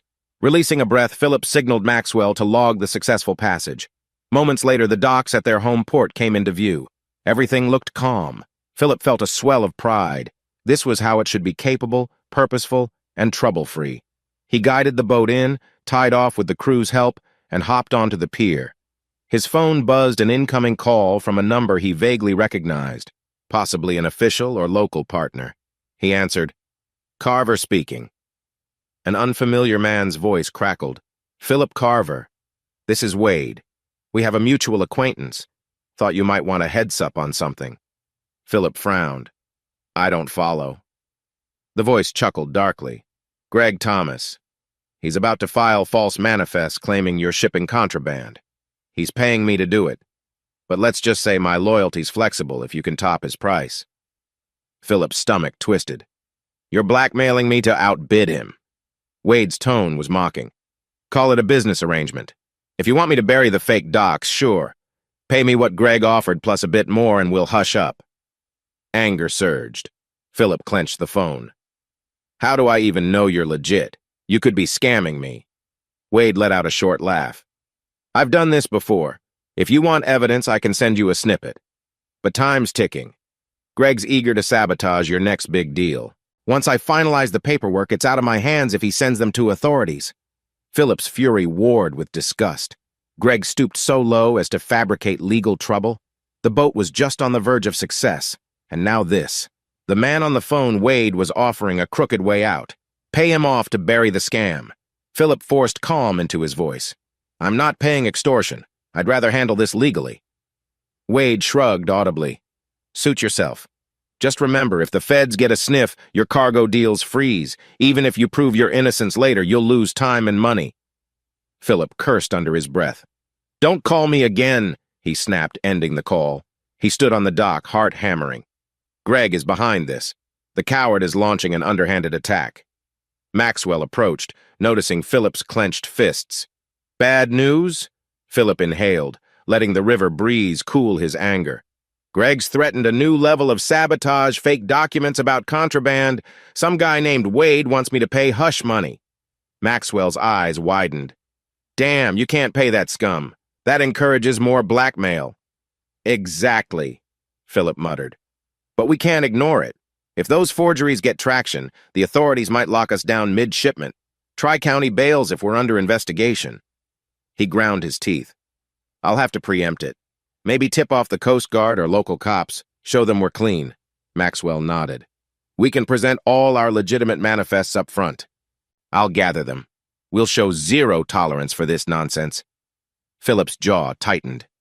"Greg wants a war? He's got one. I'll bury him legally if he tries it." Storming away, he hissed under his breath. "He messed with my marriage, now my livelihood. Enough is enough."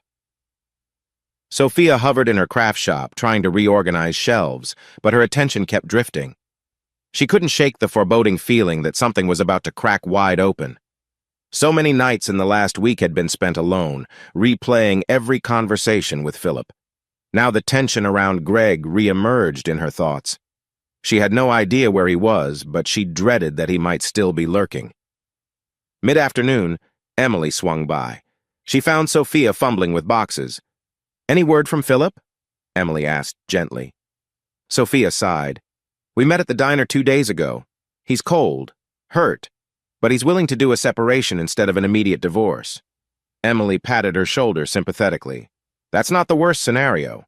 Maybe with time he'll see you truly regret everything." She frowned. "But watch out for Greg.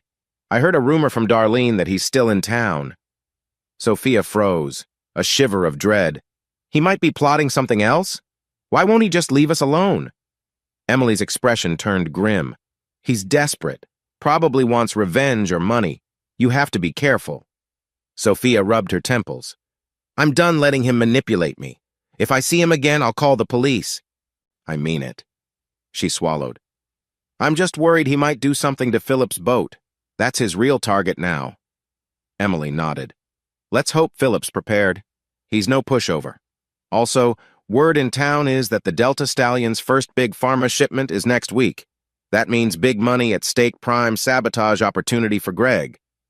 Sophia closed her eyes, guilt and fear mingling. If I hadn't let Greg into my life, maybe none of this would have escalated. Emily squeezed her hand. You can't blame yourself entirely. Greg's manipulative, but yeah, it's messy. For now, stay safe. And if Greg tries to contact you, shut him down. No more midnight calls. Sophia nodded tearfully. Never again, she murmured. She felt the old pang of sorrow. She missed Philip's warmth, missed the feeling of having a partner. That loss stung deeper with each passing day. She clung to the faint hope that if they could weather this storm, maybe they'd find a path to rebuild. Greg paced his motel room, phone pressed to his ear. He'd tried calling Wade twice, leaving messages. No response. Impatience gnawed at him. He needed the forged documents soon. Maybe Wade was stalling to extort more money from him. He slammed his phone on the rickety table. The screen flickered. Another damn obstacle, he thought. I don't have time for people playing games. If Wade doesn't move fast, I'll try another route. A knock sounded on the door. Yay. Greg tensed, hand flying to the small knife in his pocket. Who is it? He barked. Manager, a muffled voice replied. Rent's due, buddy. Greg rolled his eyes. He yanked the door open, scowling at the motel manager, a sweaty man holding a clipboard. I told you I'll have the cash tomorrow. The manager shrugged. Last extension. If you don't pay by noon, you're out. Greg forced a smile that felt more like a grimace. Don't worry, I'll get it. He shut the door, cursing under his breath. Another problem. He rummaged through his wallet, barely anything left. The loan sharks had called him thrice today. He was running out of time. His eyes flicked to the battered duffel in the corner, which held the meager possessions he hadn't pawned. If Wade didn't come through soon, Greg might skip the forging fiasco and turn to a more direct sabotage approach. Maybe I can sabotage the boat physically, force them to lose their contract. Then blackmail Carver to pay me off so I stop. A twisted part of him relished the idea of sneaking onto the Delta Stallion at night, tampering with something crucial. He can't catch me if I'm careful, Greg muttered. His heart thumped. Dangerous? Yes, but he was desperate. He grabbed his phone again, sending a final text to Wade. If you're not ready by tomorrow, forget it. I'll handle Carver myself. Then he stuffed his knife into his jacket pocket, cold determination in his eyes. Carver started this war by humiliating me, Greg told himself, ignoring the reality that he'd invaded Philip's marriage first. I'll finish it. By late evening, Philip sat at Maxwell's living room table, poring over official shipping forms and statements of cargo purity documentation to prove their shipments contained nothing illegal or suspicious. We'll compile all these in a neat package, he told Maxwell. Then if any allegations surface, we crush them. Maxwell nodded. Smart. I can have them notarized, show consistent data from suppliers. We might even alert Tri-County that someone's trying to sabotage. They might support us if they trust our transparency. Philip rubbed his tense neck. Yes, do that. I hate this cloak and dagger nonsense. He paused, eyes flicking to his phone. Still no contact from Sophia after the diner meeting. A pang of guilt nudged him he'd been too harsh, maybe. Then he remembered the hidden camera footage of her letting Greg slip an arm around her. The anger revived. Maxwell watched him silently for a moment. You know about Sophia, how are you holding up? Philip scowled, but the concern in Maxwell's gaze eroded his defenses. I'm lost, man. She wants a second chance. I'm not sure if I can give it, but part of me misses her. He ran a hand over his face. Every day I swing between wanting to divorce and wanting to try therapy. I'm barely sleeping. Maxwell let out a gentle sigh. Look, you told me you'd see how separation goes. That's probably wise. If time passes and you still can't see her without feeling betrayed, then the answer's clear. But if the pain eases and you remember the love that was there, he shrugged, you'll know. Philip nodded, not trusting himself to speak. The boat's documentation spread before him felt simpler than the labyrinth of his heart.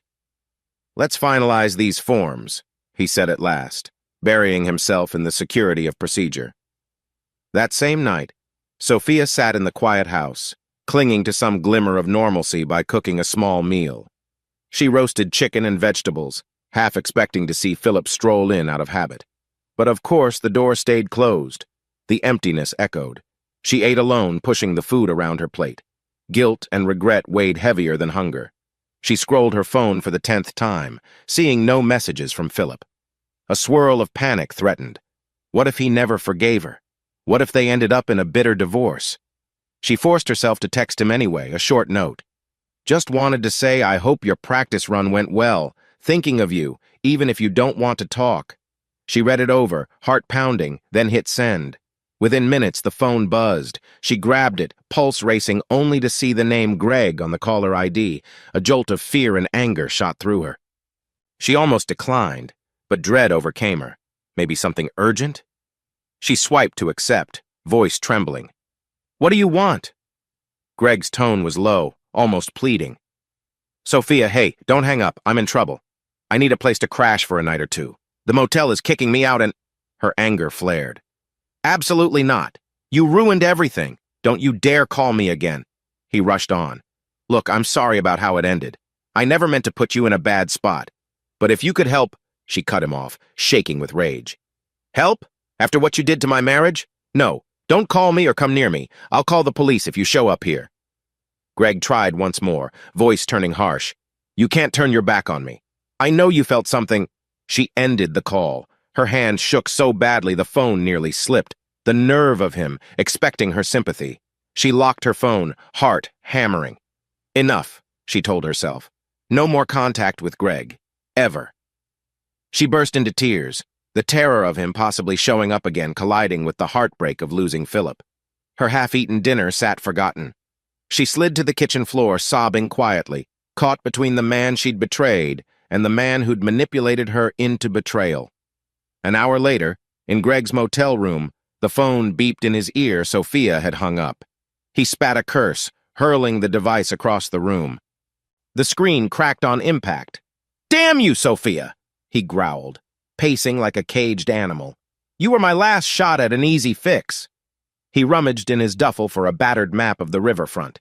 If neither money nor forging documents panned out in time, he'd have to sabotage the boat physically.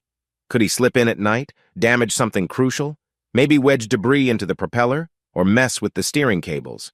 He had enough mechanical sense from his Marine days to know how to cripple an engine. A wild glint sparked in his eyes. Fine. Let Carver think he's unstoppable. I'll show him. He traced a path on the map to the cargo yard near the slip where Delta Stallion docked. At midnight, the place was mostly deserted except for a guard or two. With the darkness and partial knowledge of the area, Greg believed he could manage a quick infiltration. He eyed the meager contents of his wallet, barely enough for a meal. Definitely not enough for the motel rent. He'd have to do this sabotage soon, then vanish before Carver or the loan sharks pinned him down. If the sabotage was big enough, the Tri-County deal might collapse. Then, in the ensuing chaos, Greg figured Carver would be too busy or financially strapped to chase him. Tomorrow night, Greg murmured. I'll strike. The adrenaline of the plan coursed through him, dulling the edges of desperation. If he succeeded, maybe that would be enough vengeance to soothe his bruised ego. He packed his sparse belongings in the duffel, mentally preparing for one final risky play. The Delta wouldn't stay afloat so confidently once he was done. The next morning, Philip glimpsed Sophia's text from the previous night. He read the short line, I hope your practice run went well. Thinking of you. A pang of emotion clutched his chest. She still cared. She was reaching out. Yet the memory of her betrayal lingered like a festering wound. He stared at the phone, torn between ignoring it or offering a cold response. Ultimately, he typed, Yes, the run was fine. Please don't contact me unless it's about legal matters. Harsh words. But his anger flared every time he recalled Greg's presence in his home. He hit send, heart twisting. He hated being cruel. But how else could he shield himself from the pain? He pocketed the phone, stepping onto the boat's deck. The trial shipment loomed in a few days. He needed every shred of focus to guard against sabotage, especially with Greg rumored to still lurk around. In his mind, lines were drawn. He'd keep forging ahead with the Delta Stallion, pushing for financial success that might overshadow his personal heartbreak. If Sophia wanted to prove herself worthy of a second chance, she'd have to do it from a distance. He couldn't let his guard down, not yet. Little did he know, Greg had already chosen his night for the strike, setting the stage for a confrontation that could end in far more than just a damaged boat. Chapter 7. Philip Carver spent the next 2 days fortifying the Delta Stallion's security. He doubled the camera coverage along the pier and installed additional motion sensor lights. Maxwell rolled his eyes at the added expenses, but Philip was adamant. "If Greg tries anything, I want him on tape or blinded by floodlights," Philip said grimly. "We can't be complacent." Under normal circumstances, such heavy security might feel paranoid, but both men knew the threat was real. Greg's forging scheme or direct sabotage could derail the upcoming Tri-County shipment. One afternoon, Philip and Maxwell conducted a final readiness check. Cameras operational? Check. Engine locked with a fail-safe panel? Check. Dock gates locked after hours? Check. They hired 2 local off-duty deputies to patrol the perimeter from midnight to dawn. "If Greg shows up, we'll catch him," Maxwell declared confidently. Philip nodded but felt an uneasy swirl in his gut. Greg was cunning, and desperation could make him reckless. "Just remain vigilant," Philip murmured, scanning the surrounding warehouses. He might not come in from the obvious route. Even so, part of Philip hoped Greg would try and fail, leaving evidence for an arrest. Then Philip could bury the man in legal consequences, ending this nightmare for good. Greg, on the other side of town, quietly prepared for his infiltration attempt. After being evicted from the motel, he crashed in his car for a night, parked behind an abandoned storage unit. His phone screen was shattered, making it difficult to communicate with Wade or anyone else. That forced him to rely on direct sabotage. Late in the evening, he watched from afar as the deputies did their perimeter checks. He observed how they roamed in a predictable pattern, leaving certain blind spots. The new lights might be trouble, but he felt confident he could slip in from the waterside. He planned to approach with a small inflatable dinghy he borrowed from a local fisherman's yard. If he timed it right, he'd drift up to the stern of the Delta Stallion, climb aboard, and sabotage the engine. A little damage to the cooling system or the main fuel line could cripple the vessel. Even if Philip fixed it eventually, the delay might kill the Tri-County deal. So on the chosen night, Greg donned dark clothes, loaded a small backpack with tools, and headed to the water's edge. The sense of finality weighed on him. This was his last chance to inflict real pain on Carver before skipping town. Under a moonless sky, Greg slipped the inflatable dinghy onto the water, paddling silently, hugging the shadows of a rusted barge. The adrenaline in his veins kept him alert. The old marine instincts flickered, ironically used now for a criminal act. He spotted the Delta Stallion's silhouette, illuminated by bright security lamps. "Damn, they amped it up," he muttered. But he saw a gap near the stern where shadow pooled, a blind spot from the lamp angles. Perfect. He paddled closer, heart pounding. This is it. He could almost taste his twisted revenge. Maxwell's townhouse was quiet that same night. Philip was staying over, half-dozing in an armchair. He'd insisted on letting the deputies handle the boat's security for a few hours, wanting to catch some rest away from the tension. If the alarm triggered, they'd call him. His phone buzzed near midnight, jolting him awake. He snatched it up, adrenaline spiking. The screen displayed the name Officer Bridges, one of the off-duty deputies. Philip answered, voice tight. "Yes?" A crackling response. "We've got motion near your boat, but the cameras only show water ripples. Could be a small boat or something." Philip's heart lurched. "I'm on my way." He leapt to his feet, yanking on shoes. Maxwell awoke from the couch, startled. "What's up?" "Possible intruder at the boat. Could be Greg," Philip barked. "Stay here or come with me, just hurry." Maxwell jumped up, already grabbing car keys. They sped through the dark streets, the tension inside the car thick enough to cut. Philip clenched his jaw, replaying every scenario. Greg with a crowbar in the engine room, slicing hoses. Fear and fury coalesced. They reached the docks in record time, screeching to a halt near the entrance gate. Officer Bridges met them, panting slightly. "We saw something on camera, but then it vanished. We're checking the pier."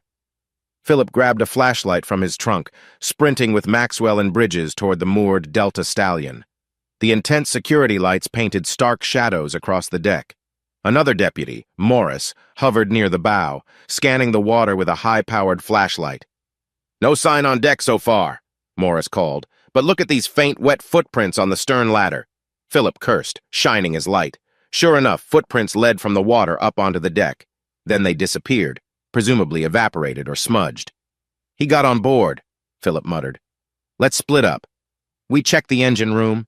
You two sweep the deck."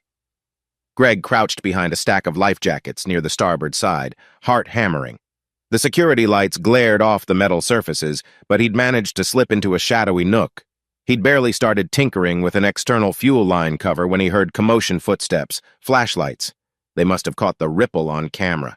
He gritted his teeth, pulling out a small wrench. "I have to do this quick or not at all." He tried to inch forward, but the approaching footsteps forced him to freeze. A deputy's beam swept overhead, dangerously close. Greg pressed himself flat behind the life jackets, mind racing. If caught, he'd face arrest for sure.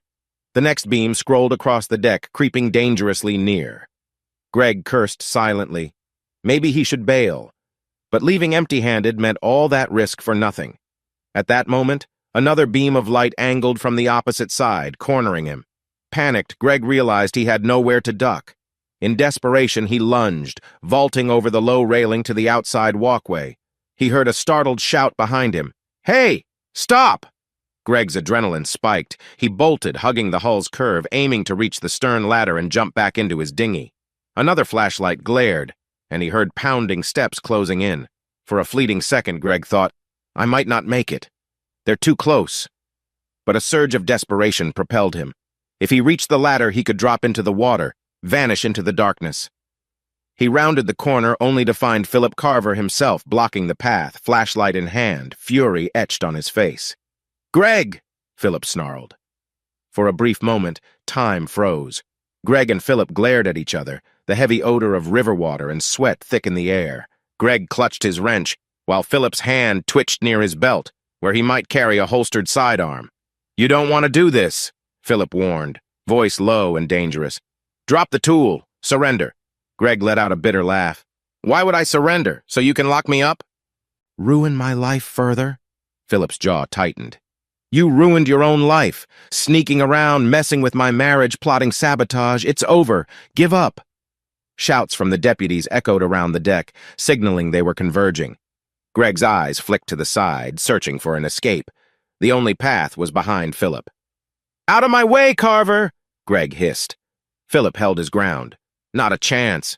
Greg bared his teeth. "You took everything from me, kicked me out, humiliated me. Now you want me to rot in jail."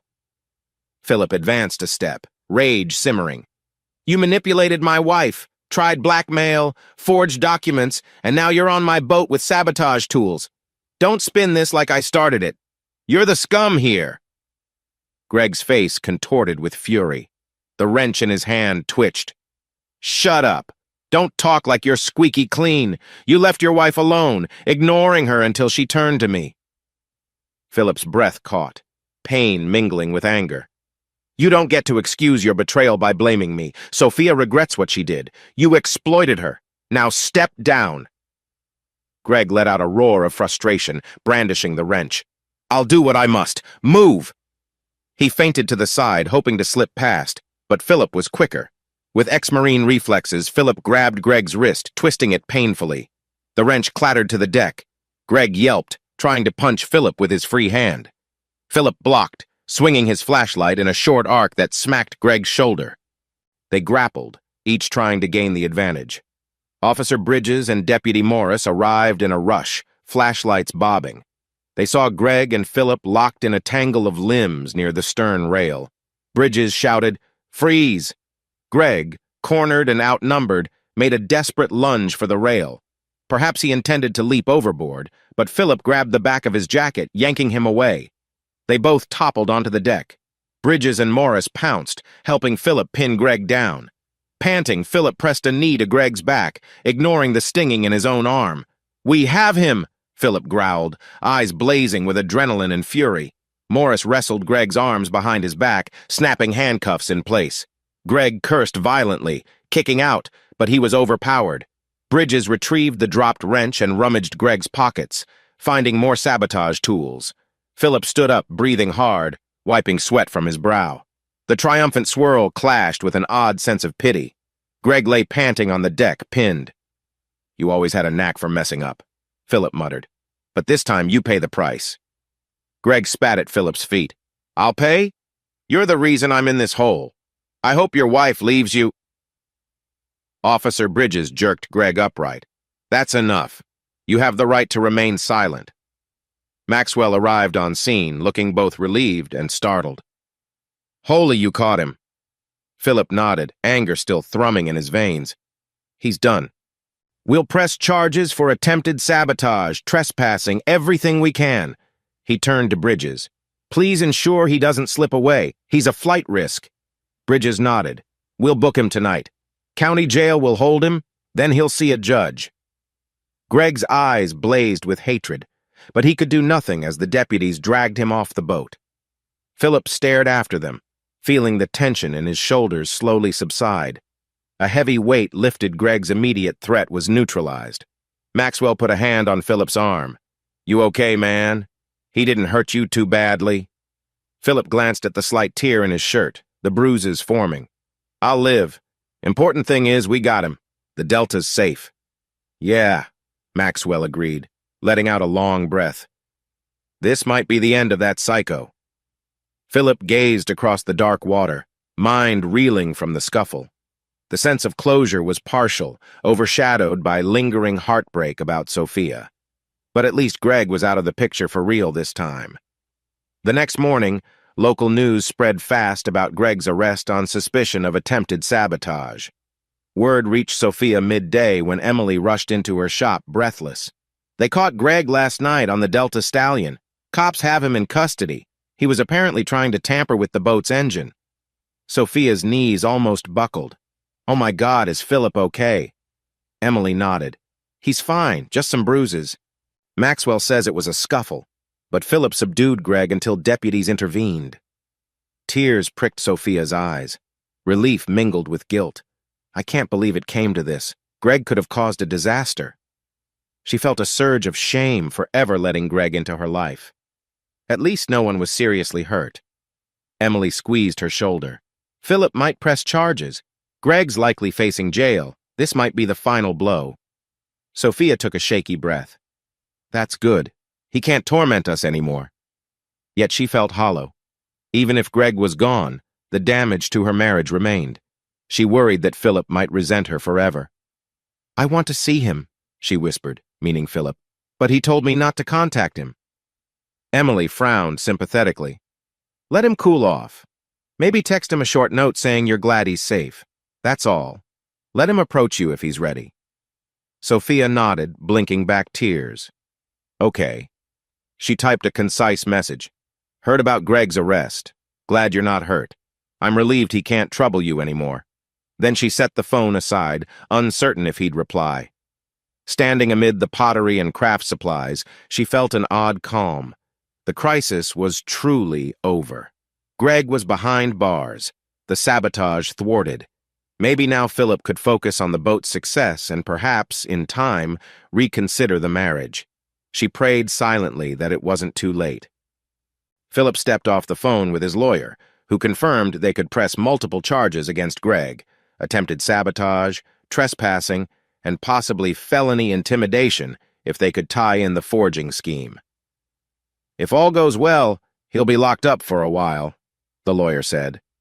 Philip thanked him, feeling a surge of grim satisfaction. He still felt battered from the scuffle, sporting a bruise on his forearm, but the relief overshadowed the pain. Greg was finally out of the picture, the boat unscathed. Maxwell hovered near the office door. "Just got confirmation from Tri-County they heard about the incident, but admire how we handled it. They're still on board for the shipment next week." Philip exhaled. "That's one piece of good news. Let's finalize the shipping details. Maybe we can salvage something positive from this." Maxwell nodded. "Sure. By the way, any plan to talk to Sophia? She texted me earlier worried about you." Philip stiffened. "She texted me too, saying she's relieved. I haven't answered." He paused, a flicker of guilt crossing his features. "I might eventually. She didn't cause Greg's sabotage, but it started with her letting him in. Maxwell said gently, "He's the real villain, though. She's paying a steep price for her mistake. Maybe you can let yourself see that." Philip's fists unclenched slowly. "I know. Just not ready to open that door yet. My trust is shot." He turned back to the shipping docks. "Focus on the boat, Max. That's my priority." "I can't handle emotional roller coasters right now." Maxwell sighed but nodded, letting the topic drop. They had a busy few days ahead preparing for Tri-County's official cargo run. Philip resolved that once that was secure, maybe he'd revisit the question of seeing Sophia, maybe. In the county jail, Greg sat in a cramped holding cell, rage simmering. The concrete walls pressed in. A guard had tossed him a threadbare blanket. His arm ached from Philip's tackle, and his pride was in tatters. A slick-haired public defender had briefly introduced himself, offering minimal hope. "Your record plus the evidence of sabotage tools is pretty damning. Unless you have a big defense, you're looking at time behind bars." Greg fumed, replaying how close he'd been to messing up the Delta Stallion. He cursed Philip, cursed Sophia, cursed his own desperation. The dream of easy money was gone. The boat fiasco had ended in humiliating failure. Shackled to the bench, Greg stared at the flickering overhead light. He'd lost everything.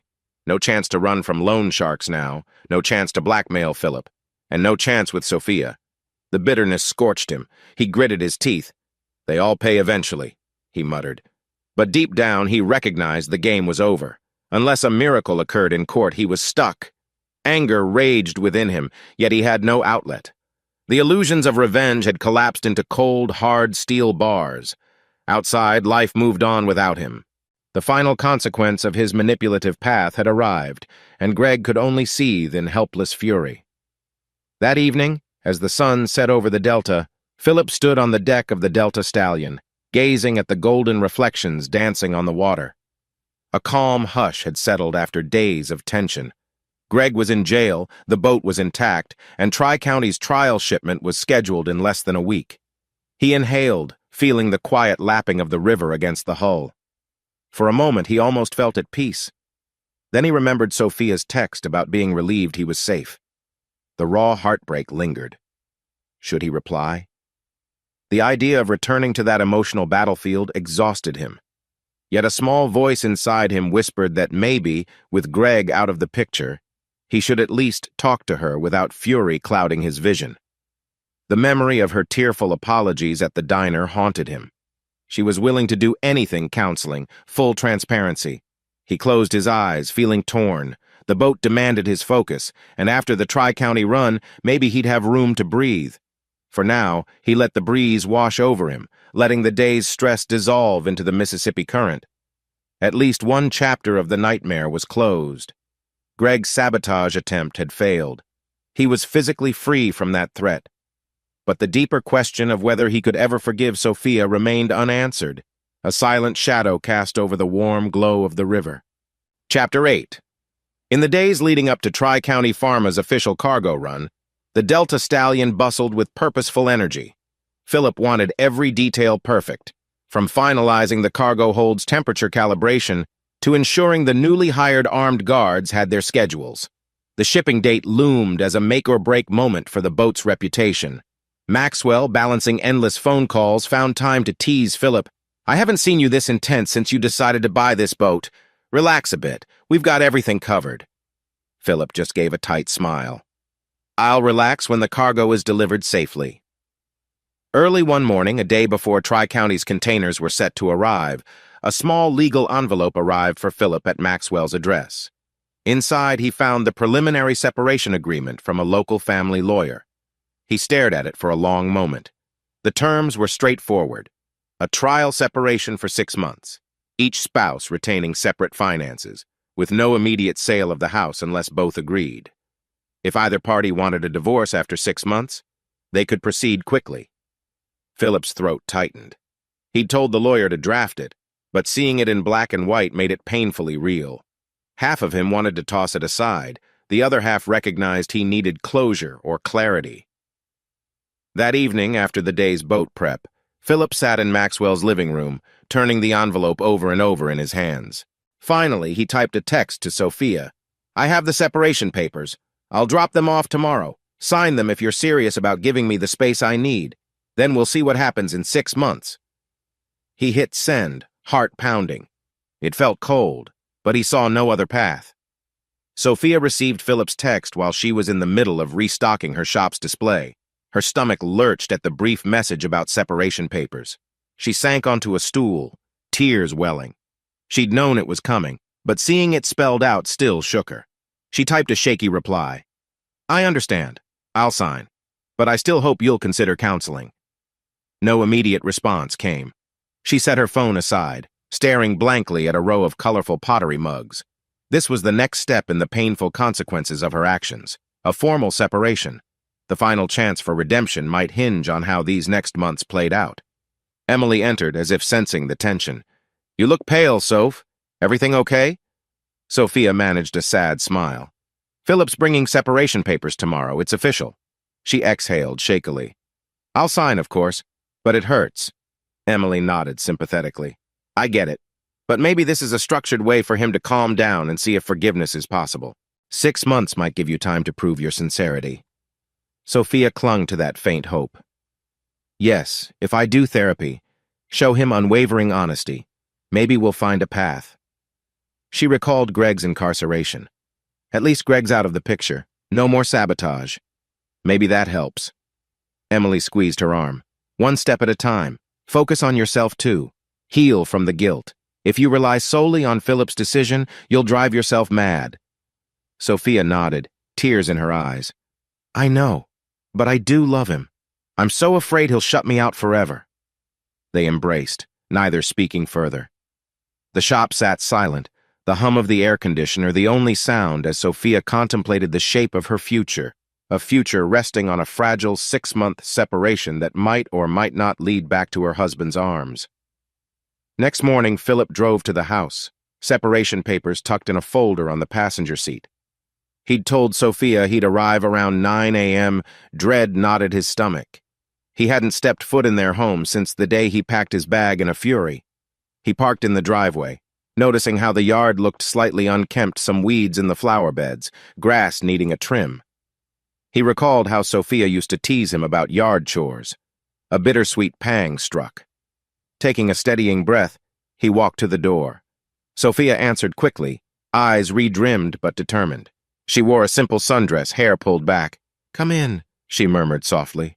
He stepped inside, the familiar scent of the house stirring memories. She'd cleaned thoroughly, possibly trying to impress him. The furniture was rearranged slightly, or maybe he'd just forgotten how it looked. Without meeting her gaze too long, he extended the folder. "It's straightforward. Our finances remain separate. We keep the house in both names for now. 6 months from now, we decide about divorce." Sophia swallowed, taking the folder. "I'll sign," she whispered. "And thank you for giving me any chance at all." He cleared his throat, uncomfortable. "Don't read too much into it. I just need clarity." She nodded, tears slipping down her cheeks. "I know. I'm not expecting instant forgiveness. But I want to do therapy, personally or as a couple if you ever agree." Philip exhaled. "We'll see." He glanced around. "Everything else okay? Greg's not tried to contact you again, right?" She shook her head. "No. He called me once before his sabotage attempt, but I hung up. Now he's in jail." She paused. "I truly am sorry for letting him near you, your boat, your life." He studied her anguished face, a swirl of conflicting emotions rising. For the first time, anger wasn't the dominating force. Instead, a hollow sadness lingered. "It's done," he said quietly. "Focus on yourself. I have a big shipment tomorrow." She managed a wan smile. "Yes, I heard about Tri-County. Good luck. I'm rooting for you to succeed." He nodded, shifting uncomfortably. "Thanks." An awkward pause stretched. "Guess I should go." She handed him a pen. "Wait, I'll sign now if that's okay, so you can file it." He gave a curt nod. She set the folder on the dining table, scribbling her signature on the lines marked Respondent. Each pen stroke felt like a dagger to her heart. Then she handed the folder back, tears in her eyes. "All set." "Thanks," he murmured. Without another word, he turned and left. The door clicked shut behind him. Sophia sank into a chair, sobbing softly, clutching the pen. Outside, Philip walked briskly to his truck, breathing shakily. The separation was officially in motion. He told himself it was the right step, but his heart felt heavier than ever. He drove away, forcing his mind to pivot toward the cargo run, something tangible he could control. That evening, Maxwell and Philip supervised the loading of Tri-County's pharmaceutical containers onto the Delta Stallion. The docks buzzed with forklift activity. Uniformed guards checked IDs. Margaret Collins, the Tri-County rep, observed with a clipboard, nodding her approval. "Everything's sealed and barcoded," Margaret said. "We appreciate the new security measures. Once we confirm the final paperwork, you'll set sail at dawn, correct?" Philip confirmed, a businesslike edge to his voice. "Yes, we'll start at first light. With this new engine, we should arrive at the designated port by midday. Then we'll return by evening." Margaret tapped her pen. "We'll have a Tri-County observer on board to confirm everything runs smoothly. If all goes well, we finalize a long-term contract next week." Maxwell grinned. "We won't let you down." Philip forced a small smile. "Agreed. We're ready." As Margaret walked away, Maxwell whispered, "This is it, buddy. The culmination of all our sweat and tears. After tomorrow's successful run, we're golden." Philip exhaled. Tension coiled in his muscles. "Right. Let's not jinx it. We'll do one final system check tonight. We'll have at least 2 guards on the boat overnight, in case any last-minute sabotage attempts occur." He paused, recalling Greg's arrest. No real threat from him anymore, but caution remained ingrained. "I'll stay on the boat, too. Keep an eye on things." Maxwell nodded. "I'll head home to sleep. You call me if anything happens." They parted ways, the Delta Stallion's deck lit by overhead lamps. Philip strolled amid the stacked containers, checking the seals. He found a quiet corner near the stern, leaning on the rail, gazing at the dark water. Tomorrow's run weighed heavily, but it was also a potential triumph, a testament that he could persevere, even with personal life in shambles. He absently rubbed the bare spot on his ring finger, once occupied by his wedding band. A pang of regret flickered. Someday he might decide whether to put that ring back on or discard it forever. For now, at least, the boat's future seemed bright. He stared at the shimmering reflection of the dock lights on the rippling river, inhaling the warm night air. One step at a time, he told himself. Morning dawned clear and mild. Philip, already on deck, oversaw the final checks. Engine temperature stable, cargo containers locked, Tri-County observer present, guards at their stations. Maxwell arrived, sporting a grin. "Couldn't ask for better weather. Let's do this." Shortly before sunrise, the Delta Stallion eased away from the dock, the engine's hum a steady promise of power. Margaret Collins stood with the observer on shore, offering a wave. The crew returned the gesture. Philip took the helm, heart pounding. This run had to be flawless. The deckhands secured lines, the guards stationed themselves near critical areas. The pharma containers had temperature monitors to ensure they remained within safe ranges. As the vessel glided into the wide channel, the rising sun bathed the Mississippi in a peach-colored glow. Philip breathed in, letting the moment wash over him. The tension and heartbreak receded slightly, replaced by the satisfaction of leading a well-coordinated operation. Hours passed smoothly, the Delta's new engine performing admirably. The Tri-County observer, a no-nonsense woman named Beatrice, methodically logged data temperature readings, GPS coordinates, security checks.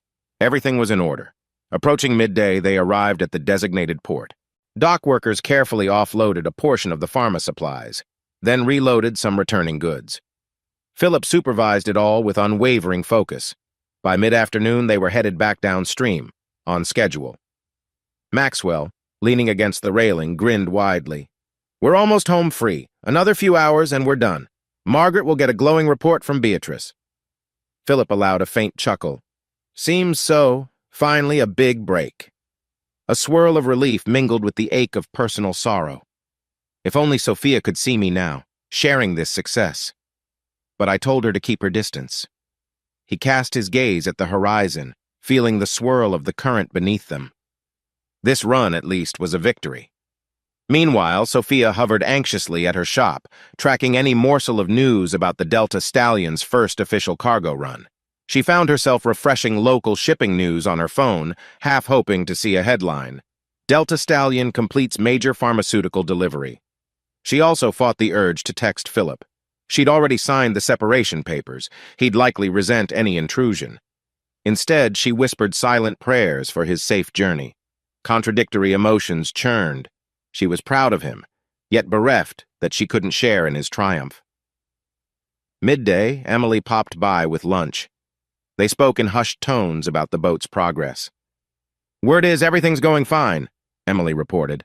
"Maxwell's contact said they reached the port on time. No sabotage or drama." Sophia's shoulders relaxed slightly.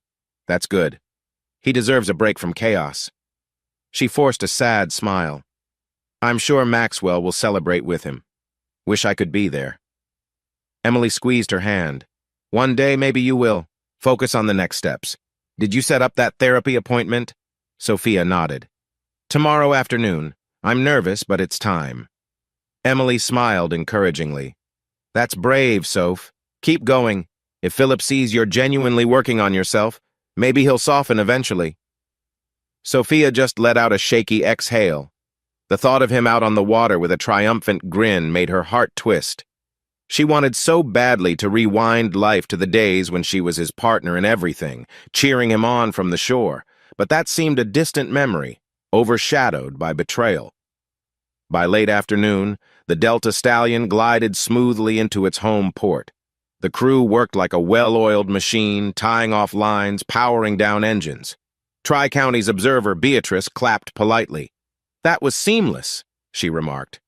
"I'll file a top-notch report with Margaret." Philip felt a wave of gratitude. "Thank you for your thoroughness. We hope Tri-County is pleased." She nodded. "Very. Expect a formal contract soon." She shook his hand firmly. "I'll be in touch." As she departed, Maxwell whooped softly. "We did it! That contract is all but locked in." He turned to the deckhands, praising them for a job well done. The guards, too, packed up, having had no incidents to handle.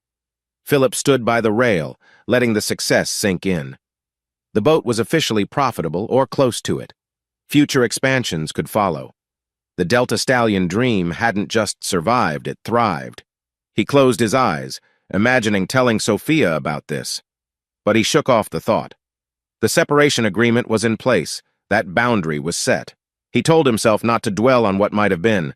Maxwell called over. "Hey, let's celebrate.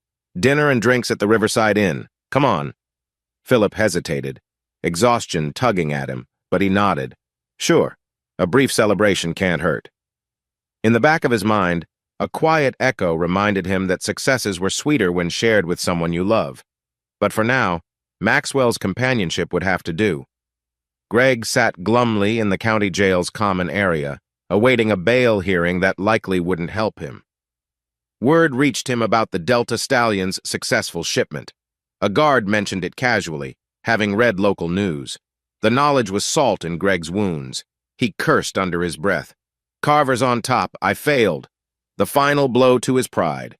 The sabotage that landed him here had accomplished nothing but his own downfall. A bleak sense of resignation seeped in. With no money for bail, forging documents, a dead plan, and charges piling up, Greg saw no path forward but a possible prison sentence. The illusions of revenge had led him nowhere but rock bottom.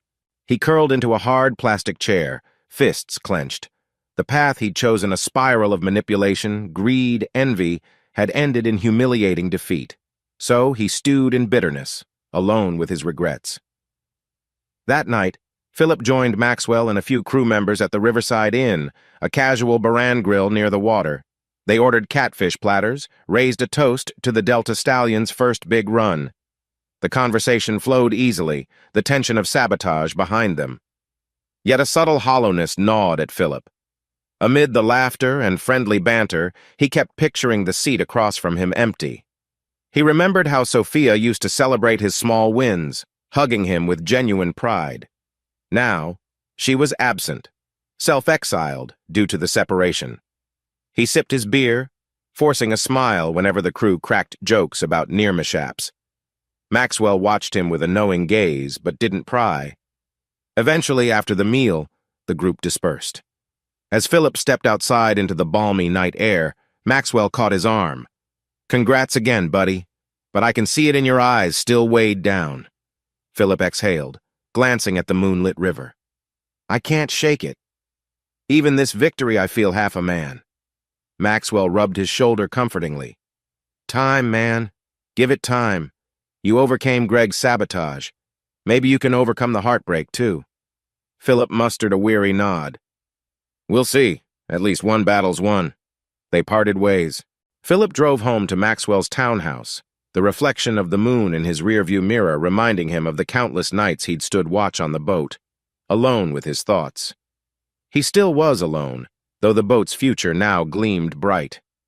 Sophia lay in her bed, phone in hand, scanning local news. The headline read, "Delta Stallion completes successful pharma shipment."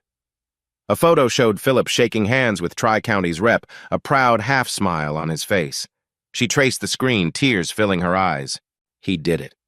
She wished she could congratulate him in person, share that triumphant moment. But the separation papers sat on her nightstand, a stark reminder that her place in his life was uncertain. She clasped them, noticing the official signature date. 6 months.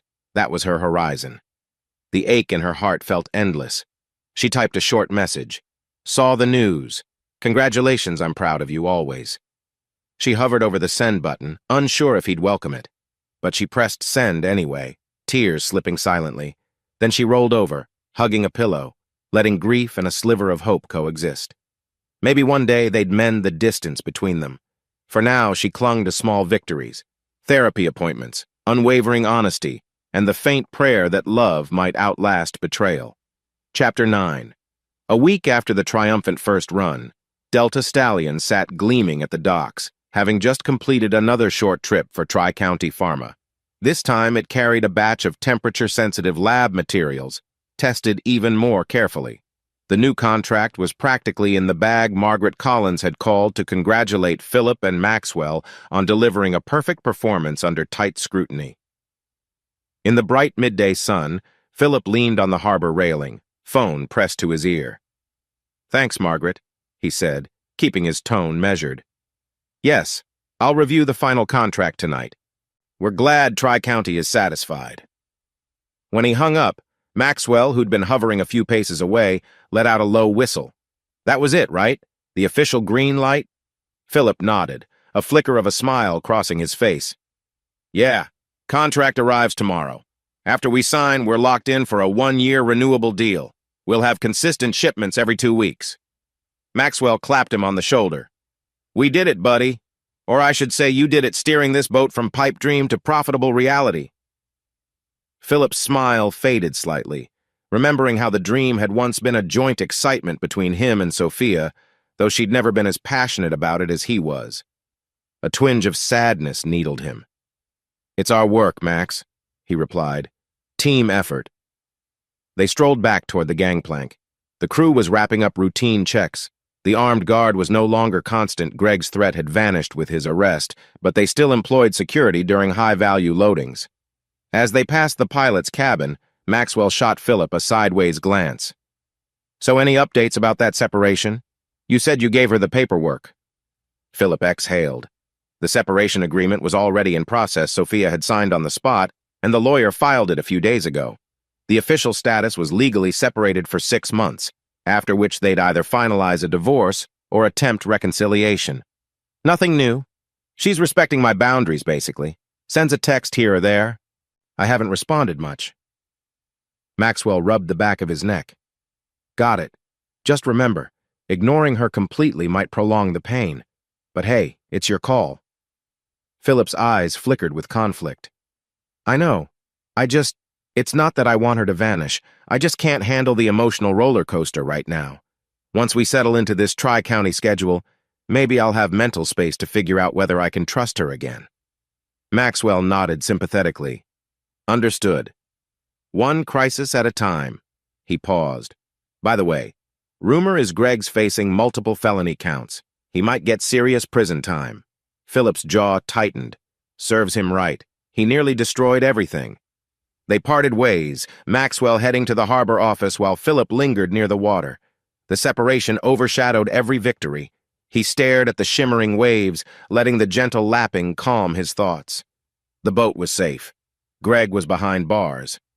Now came the long, uncertain wait. Would these 6 months lead to healing or a final goodbye? Sophia sat in the waiting room of Dr. Corbin's therapy office, fiddling with a small pack of tissues in her lap. She'd already attended 2 sessions in the past week, each leaving her emotionally raw yet oddly hopeful. For so long, she'd buried her dissatisfaction, her guilt. Now she was forced to face it head-on. When Dr. Corbin opened the door and beckoned her in, Sophia stepped into the cozy office with its muted green walls and comfortable armchairs. A soft classical tune played quietly from a corner speaker. She settled into her usual seat, exhaling a shaky breath. "Welcome back, Sophia," Dr. Corbin said gently, taking a seat opposite her. "How are you feeling today?" Sophia twisted the tissues nervously. "Anxious. I keep replaying all the steps that led me to that emotional affair. Greg was manipulative, yes, but I let it happen. Now Philip can barely speak to me." Dr. Corbin nodded. "Have you considered the underlying needs or feelings you had which Greg's attention satisfied?" A tear slipped down Sophia's cheek. "I felt alone, neglected. Philip was so obsessed with his boat I convinced myself I was entitled to a little excitement or comfort. It was a stupid justification. I see that now." She swallowed hard. "Greg was just a predator feeding on my loneliness, but I still made the choice. I can't pretend otherwise." Dr. Corbin's voice remained calm. "Owning your responsibility is key. It doesn't negate external factors, but it means you accept you had other ways to address your loneliness, healthier ways." Sophia nodded, tears gathering. "Exactly. I could have confronted Philip about how isolated I felt, or insisted we do marriage counseling back then. Instead, I sneaked around with Greg." Silence hung, the hum of the air conditioner the only sound. Dr. Corbin leaned forward slightly. "Have you communicated any of these realizations to Philip?" Sophia's shoulders slumped. "He said he needs space. We're in a 6-month separation. He barely answers my texts." She sniffled, wiping her cheek. "I get it, I betrayed him. But I hope eventually he'll talk to me, let me show I'm truly remorseful and willing to work on everything." Dr. Corbin offered a small, understanding smile. "That might take time. In the meantime, focus on your own growth. If or when Philip sees that growth, and if he's open, then you can attempt joint sessions. But right now, this is about you healing and learning from the past." Sophia let out a shaky exhale. "Yes, that's what I'm doing. I love him. I want my marriage back, but I know I have to earn it. Or accept if it never happens." They delved deeper into her childhood patterns, her fear of confrontation, her tendency to seek external validation. The session drained her emotionally, yet gave her a sense of progress. For the first time in weeks, she sensed a faint light at the end of the tunnel. When the hour ended, Dr. Corbin walked her to the door, voice gentle. "Keep journaling about these insights, Sophia. And remember, self-forgiveness is part of the process, too." Self-forgiveness. The phrase echoed in Sophia's mind as she left. She wasn't sure she deserved it, but she vowed to keep trying. Greg Thomas's fate was sealed during a brief preliminary hearing 2 weeks later. The evidence was overwhelming. Security camera footage of him climbing aboard the Delta Stallion, the sabotage tools in his possession, and his prior record. His public defender tried to negotiate, but the judge ordered Greg held without bail pending trial. In the dim county courthouse corridors, Philip arrived to provide a statement. He felt a twist of nervousness. He hated reliving the night Greg nearly ruined everything. Maxwell tagged along for moral support. They sat on a wooden bench outside the hearing room, listening as the bailiffs called other cases. Eventually, Greg was escorted in, shackled at the wrists. He cast Philip a venomous glare, but Philip refused to flinch. The hearing was short.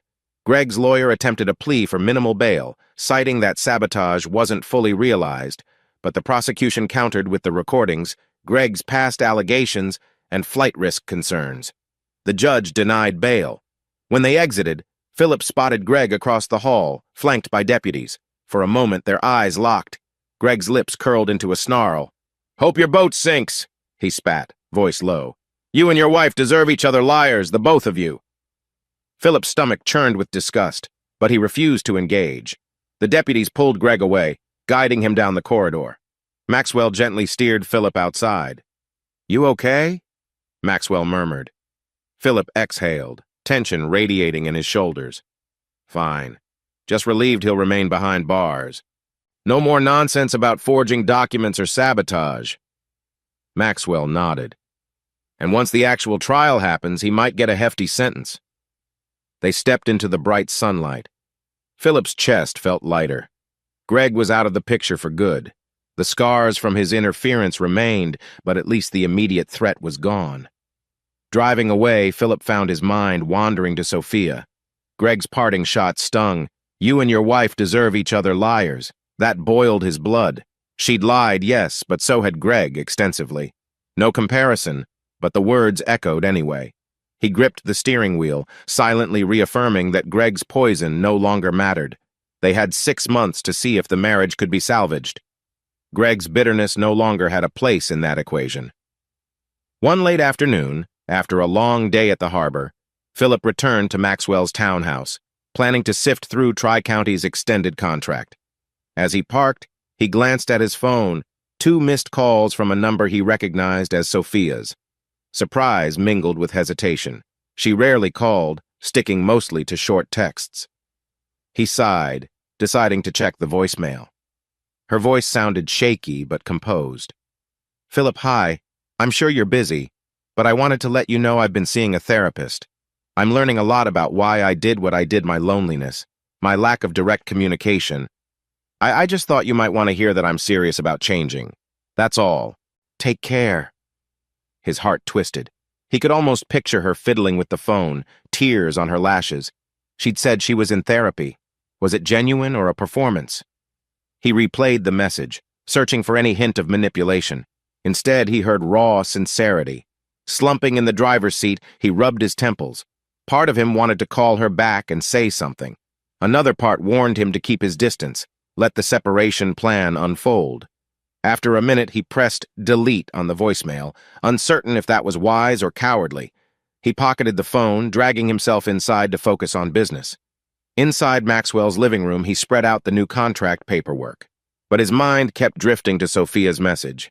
That night, as he lay in the guest bed, he couldn't sleep, hearing her voice in his head. I'm serious about changing. Over and over, it lingered, stirring old feelings he'd struggled to suppress.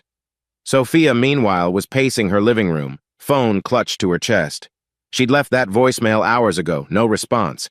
She'd grown used to Philip's silence, but each time it cut deeper. Emily called, and Sophia answered, voice trembling. He didn't call back, Em. Emily was gentle. He might not, but at least you tried. Don't lose heart. Sophia sank onto the couch.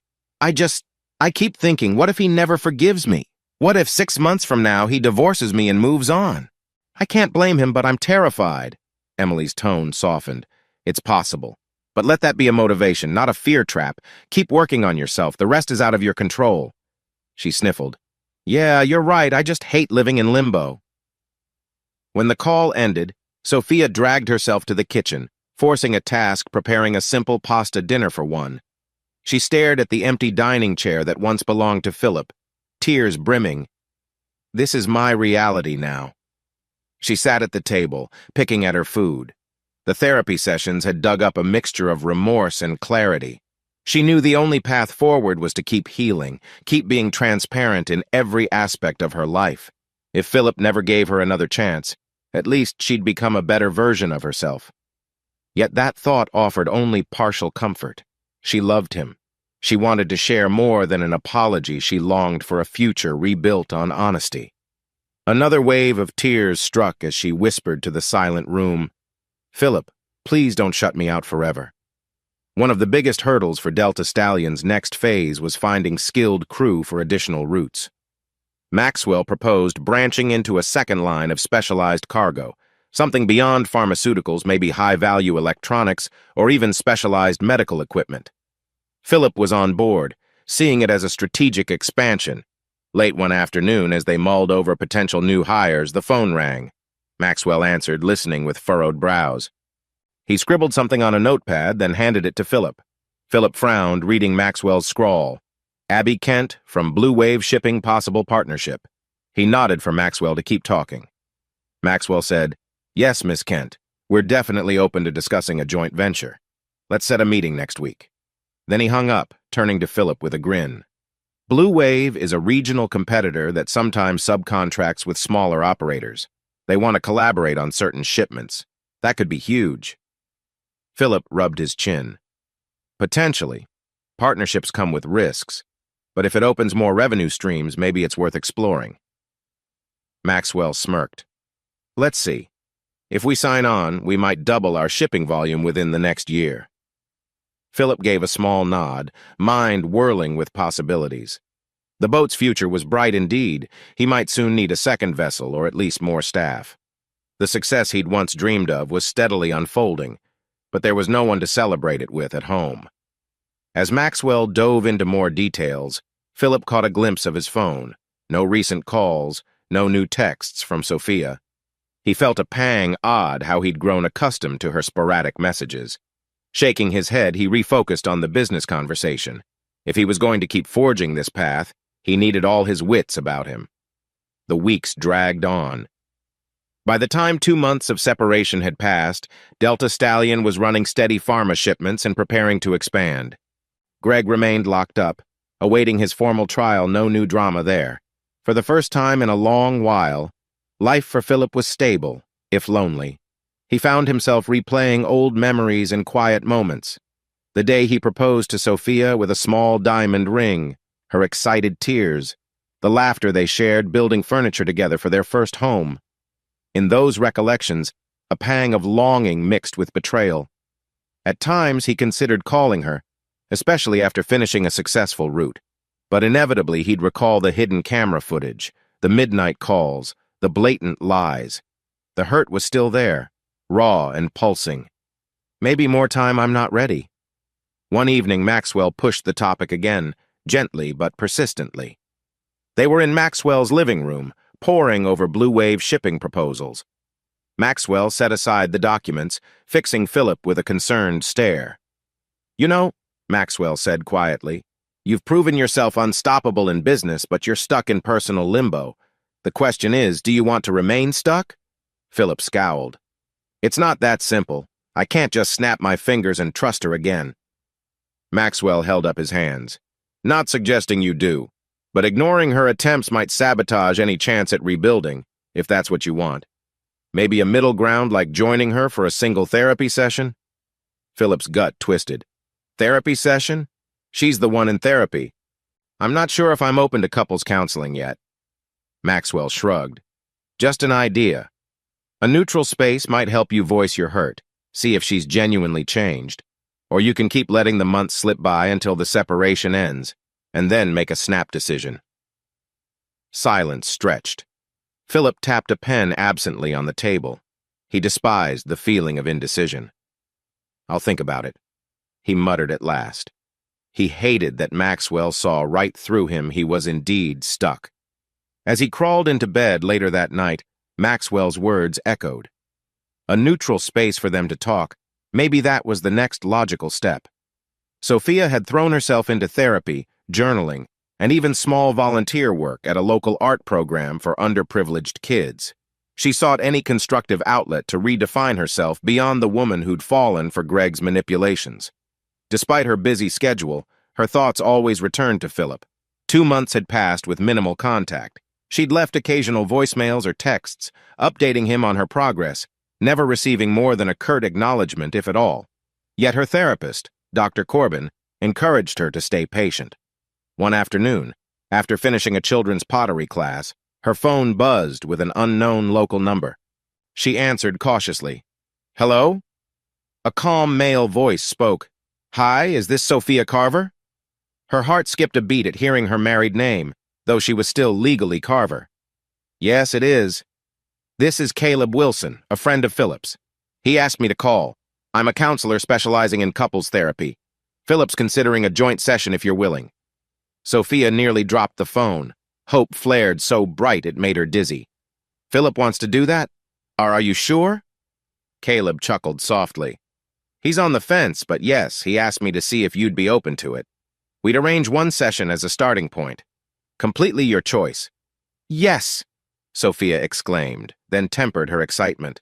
I mean, yes, absolutely, I'm open, thank you. Caleb gave her a date and time 2 weeks away, explaining scheduling constraints. We'll do a single session first. See if it's productive for both of you. Sophia's eyes welled with tears. That's fine. Thank you so much, Mr. Wilson. I'll be there. After the call ended, she stood frozen in the Art Center's small storeroom, heart pounding. Philip had taken a step toward communication. He's at least willing to talk. She pressed her trembling fingers to her lips, tears slipping down her cheeks. It was only one appointment. No guarantee. But for her, it felt like a massive crack in the wall of silence. She silently vowed to do whatever it took to make the most of that chance. Philip stared at his phone, Caleb's number on the screen. He felt a knot of apprehension in his stomach. He'd asked Caleb, a college friend turned counselor, to see if Sophia would join a single session. Now Caleb texted back. She agreed. Appointment in 2 weeks. A shiver of nerves ran through Philip. Part of him wanted to cancel, afraid of confronting all the emotions face-to-face in a counselor's office. Another part recognized how crucial it was to air the grievances in a controlled setting. Maxwell, noticing Philip's tense posture, asked, "Bad news?" Philip pocketed the phone. "No, good news, I guess. She accepted a joint therapy appointment." He shrugged, forcing a casual tone. "We'll see if it helps." Maxwell gave a small smile. "I'm proud of you, man. This is a step forward whichever direction it ends up going." Philip's throat felt dry. "Yeah, well, can't keep burying it. If I'm going to finalize a decision, I need to hear her out in a space that won't devolve into anger." He paused, eyes flicking to the window. "Wish me luck." 2 weeks crawled by, each day intensifying both Philip's dread and Sophia's hope. In that span, the Delta Stallion continued smoothly, forging a stronger alliance with Tri-County. Sophia kept her shop running, adding a small corner for children's crafts inspired by her volunteer gig. The separation lingered, but a faint sense of approaching resolution flickered on the horizon. Finally, the scheduled day arrived. Chapter 9 closed with both of them standing on the precipice of their first real face-to-face conversation since the breakup, guided by a professional.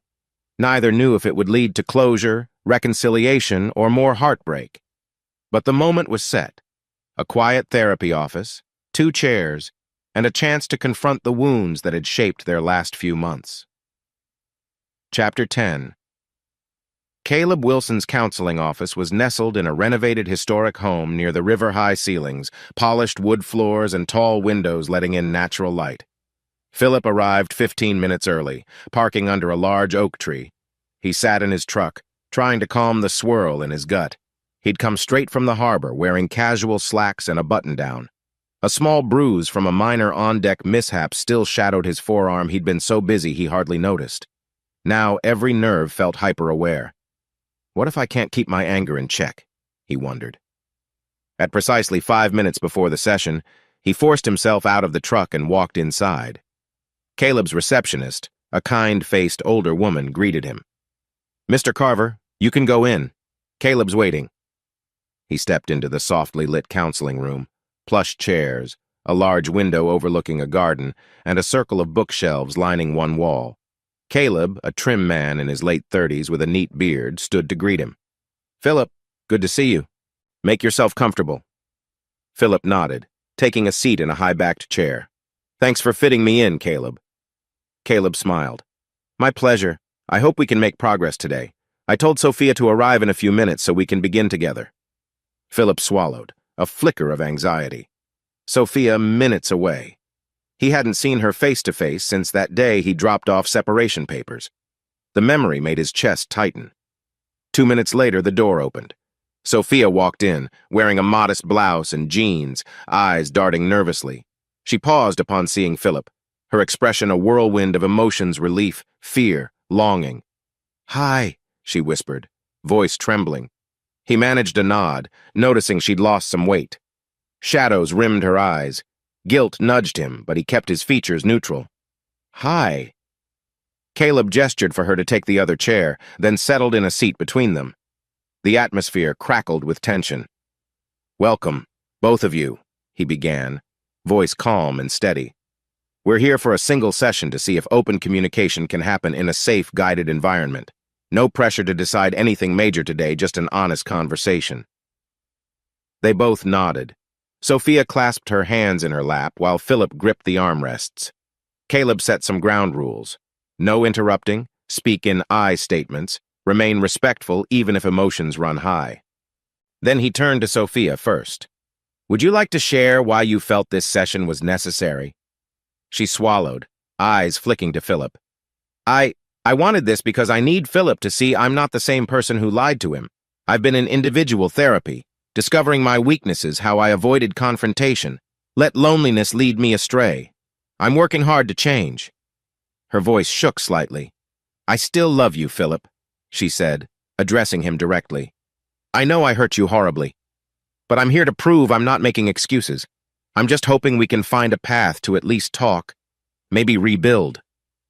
Philip's jaw tightened. He glanced at Caleb, who nodded for him to respond. "I appreciate that you're trying, but you have to understand it's not easy to unsee the betrayal. The midnight texts, that hidden camera footage of you and Greg." His voice caught, bitterness and pain mingling. "I felt worthless. All those times I asked if something was wrong, you lied." Sophia's eyes filled with tears. "I'm so sorry. I was a coward. If I could go back—" Philip cut her off gently. "But you can't. And I can't wipe my memory. That's the issue. The separation was about giving me space to see if I can live with what happened." Caleb interjected softly. "Philip, could you share any feelings that arise when you hear Sophia say she's changing?" Philip exhaled. "Conflicted. Part of me wants to believe it. I see glimpses of sincerity. Another part is terrified she might betray me again the next time I'm not around enough." He looked at her, pain evident. "You didn't just cheat physically, but emotionally. You actively hid it, letting that snake into our house. I lost trust in who you are." Sophia wiped tears, voice quivering. "I understand. I've been trying to learn direct communication. If in the future something bothers me, I'll say it outright. I swear." Caleb guided them further. "Philip, what boundaries or conditions, if any, might allow you to attempt trust again?" Philip stiffened, staring at the floor. "I don't know. Maybe if we keep completely open phone records.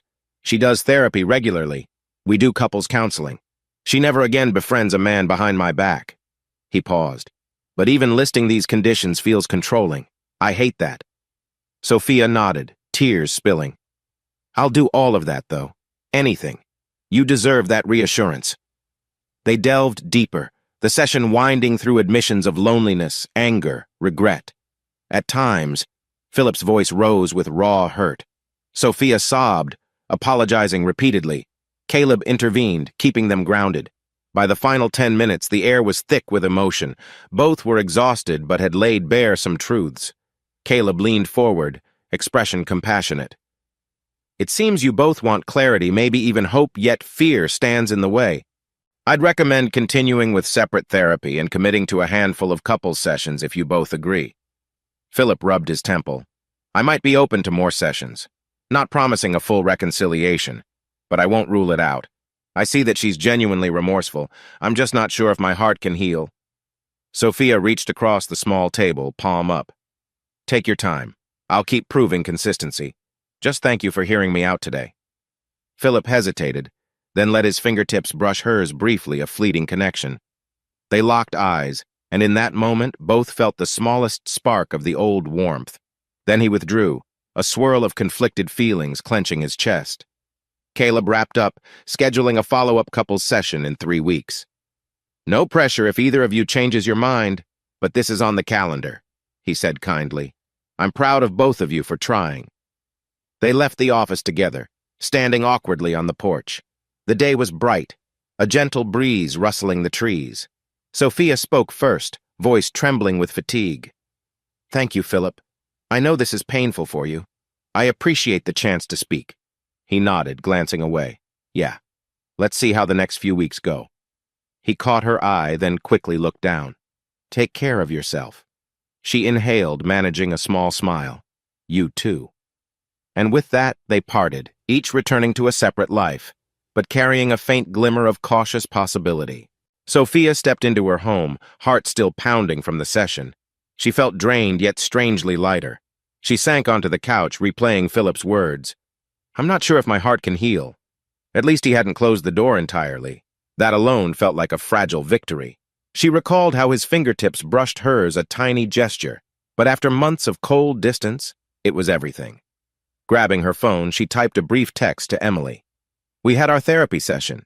It was intense, but he didn't shut me out. We might do more sessions. Then she set the phone aside, letting exhaustion sweep over her. A wave of gratitude for Dr. Corbin's guidance washed through her. The personal therapy had helped her voice regrets without spiraling into self-loathing. She realized the real work was just beginning winning. Philip's trust back demanded consistency, honesty, and patience. Her gaze landed on a dusty photo frame on the mantel, her and Philip on a beach trip, arms wrapped around each other, sunburned and laughing. She walked over, wiping the dust with her sleeve. One day, maybe we can laugh together again.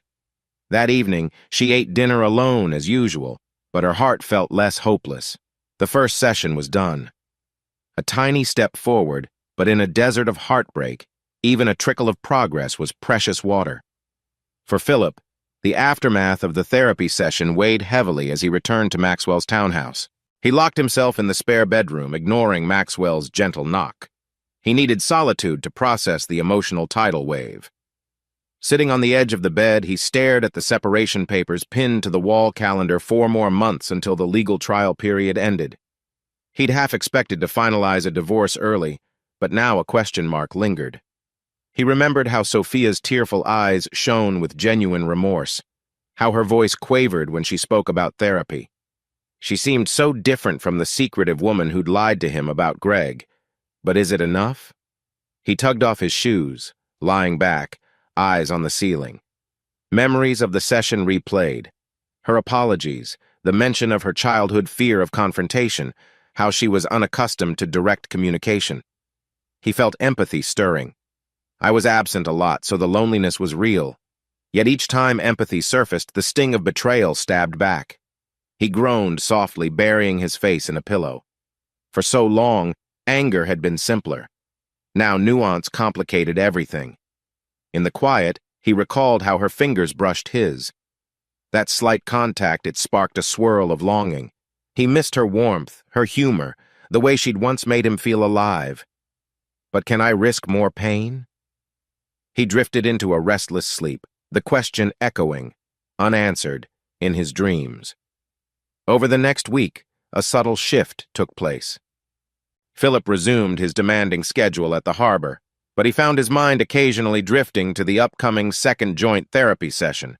He began drafting a mental list of what he'd need to see from Sophia if they were to reconcile transparency, consistent therapy, open communication about any dissatisfaction. One afternoon, while checking container manifests, his phone buzzed with a text. He braced himself, expecting Tri-County or Maxwell, but saw it was from Sophia.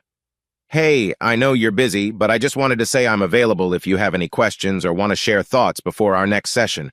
If not, I understand. No pressure. Sophia? His heart thumped. She was giving him space, yet offering an open door. He stared at the message, torn. Finally, he typed a brief reply. Appreciate it. I'll reach out if I'm ready. It felt impersonal, but at least he didn't ignore her. That tiny step oddly soothed him. For the rest of the day, he worked with slightly less tension in his shoulders, aware that lines of communication thin but present existed. Meanwhile, Sophia's therapy with Dr. Corbin delved deeper. They examined her patterns of emotional avoidance, the triggers that made her withdraw rather than confront Philip about her unmet needs. Each session left her tearful but stronger, determined to correct those flaws. She practiced healthy coping strategies, journaling every time she felt lonely or anxious, forcing herself to speak up at her shop when an employee's performance disappointed her, instead of bottling it up. Small exercises, but each one built her confidence in direct communication. One evening, she dared to message Philip a gentle check-in about the Tri-County expansions. He responded with a few terse lines, still guarded, but not hostile. She read those lines repeatedly, warmth sparking in her chest. This was progress, a slow thaw from the frozen silence of before. She confided in Emily, who cautioned, "Don't rush. Let him set the pace. You've apologized, and you're actively changing. That's huge." Sophia nodded. "I just hope he sees my growth is genuine." She clutched a steaming mug of tea, eyes distant. "This next therapy session, it might be a turning point, or a dead end. I'm terrified." Emily squeezed her arm. "You can't control his choice, but you can control how honest and open you are. Keep doing the work." Despite the fear, Sophia felt an undercurrent of determination. She wouldn't let cowardice define her again. 3 weeks after the first joint therapy session, Philip and Sophia found themselves once more in Caleb Wilson's softly lit office. The second session carried less raw shock, but still bristled with tension. They exchanged hesitant greetings, taking seats. Caleb began by asking each how they'd felt after the previous meeting. Sophia spoke of relief and renewed hope. Philip admitted to swirling confusion, but acknowledged he was less angry. Caleb steered them to discuss practical steps. "Philip, you mentioned certain boundaries like open phone records and honest communication. Have you considered a specific plan?" Philip shifted uneasily. "I guess if we tried to date again or live together again, we'd need joint phone transparency. Like no password secrets. Feels weird, but maybe it's necessary." Sophia immediately nodded. "I agree. I have nothing to hide. I'll share my phone passcode, if that helps. I actually listed all my social media, gave it to Dr. Corbin, too. I want you to know I'm an open book." Philip's gaze flicked to her, a pang of gratitude mixed with sadness. "That's good. Also, therapy. Not just for you, but for us as a couple, if we decide to move forward." Sophia's voice trembled. "I'm in. As many sessions as needed." Caleb intervened gently. "It's important to ensure these steps aren't indefinite surveillance, but a transitional phase to rebuild trust. Over time, trust must exist without constant monitoring. Can you both accept that concept?" Philip exhaled. "I'm not looking to be a warden. I just need reassurance right now." Sophia nodded vigorously. "Yes, I get it. I'm willing." They explored more emotional territory, from how Philip could express dissatisfaction earlier rather than burying himself in boat work, to how Sophia could voice loneliness without resorting to secret friendships. The session ended with an agreement that they'd continue seeing Caleb monthly, while maintaining separate living arrangements until the separation period ended. But they left the door open for cautious dates or meetups if they felt ready. Caleb smiled warmly as they stood. "This is constructive. No quick fixes, but you're creating a roadmap. I encourage you to try small positive interactions, maybe coffee or a walk. Low pressure." Philip and Sophia exchanged uncertain smiles. The idea of a casual date felt both terrifying and exciting. The emotional wounds were still fresh, but each glimpsed a fragile possibility that once seemed impossible. Outside the office, they lingered again, the late afternoon sun dipping low. Sophia clutched her purse, eyes flicking to Philip. "So if you ever want to get coffee or something, I'm up for it," she said softly, heart pounding. He shoved his hands in his pockets, tension etched in his features. "I'll think about it. Right now, I'm just still processing." She swallowed her disappointment but mustered a small smile. "I understand. No rush." They stood in silence, a gentle breeze ruffling their clothes. In that moment, Philip noticed how her posture was different, less timid, more resolute. Her eyes, still glistening with emotion, held a glimmer of newfound strength. Impulsively, he cleared his throat. "Actually, maybe next week, after my Tuesday route, we could grab a quick coffee. Just to talk, see how it feels in a normal setting." Her eyes lit up. "I'd like that. Tuesday evening is good for me." A soft pause, then he nodded briskly, as if concluding a deal.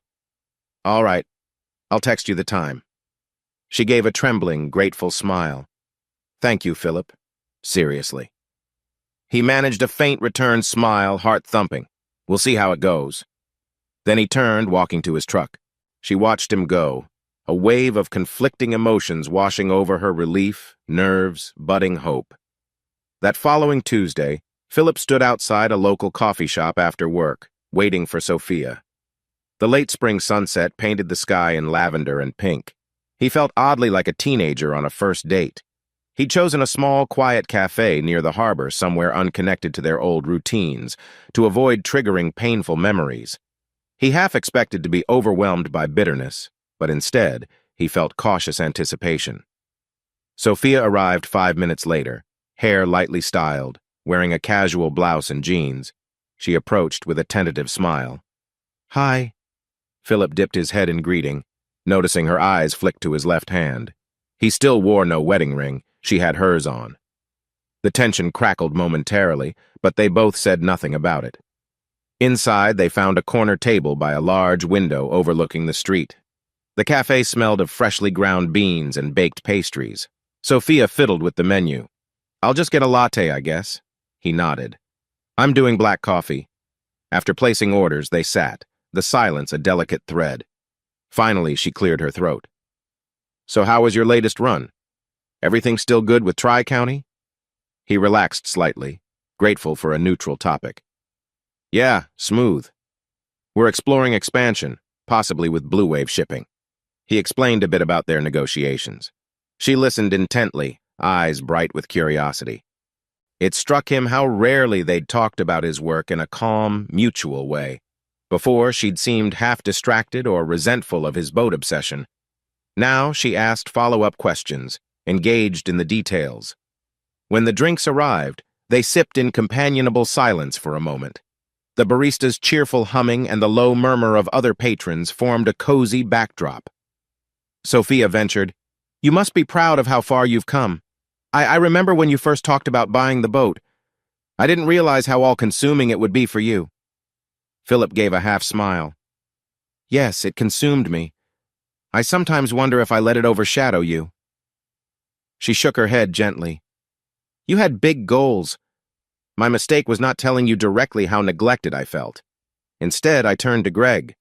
She winced at the mention of his name. "I regret that more than anything." He sipped his coffee, choosing his words carefully. "We can't undo that, but I appreciate you owning it. I'm trying to see beyond that betrayal.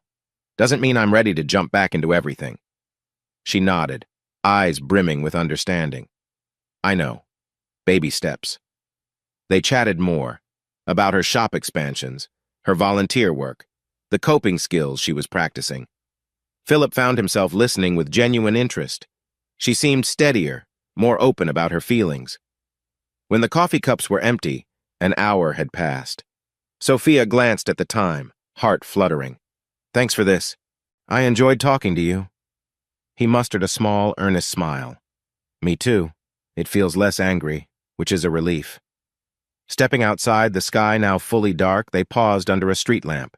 Sophia asked softly, "Would you like to do this again sometime?" Philip hesitated, then nodded. "Maybe. Let's see how we feel after the next therapy session, too. One step at a time." Her face shone with a mixture of gratitude and lingering sadness. "Of course. Good night, Philip." He watched her walk away, a swirl of emotions tightening his chest. The road to trust was long, but for the first time he felt a flicker of warmth that hadn't been there in months. Back at Maxwell's townhouse, Philip reflected on the coffee meeting, a strange mix of relief and longing swirling. He couldn't deny that Sophia's presence felt comforting in ways he'd missed her gentle smile, the way she listened attentively. She appeared genuinely changed, more direct, less anxious about pleasing him at all costs. Still, a kernel of fear clung to him. What if this is temporary? What if the moment I let my guard down, she betrays me again? He texted Maxwell a short note. "Just had coffee W/her. Went okay." Maxwell replied with a thumbs up and a proud of you. Exhaustion enveloped him. He realized how draining it was to navigate these tentative new interactions. Stripping off his jacket, he lay on the bed, mind spinning. He pictured them going on actual dates, maybe a slow path to reconnection. Could I ever share a home with her again? A bed? Images of Greg's sabotage flickered. He clenched his eyes shut, willing the memory away. One step at a time, he reminded himself. That had become a mantra. Sleep claimed him, dreams swirling with disjointed flashes of their old-life laughter, tears, the boat, and a door that creaked open to reveal either heartbreak or hope. He couldn't see which. Chapter 11.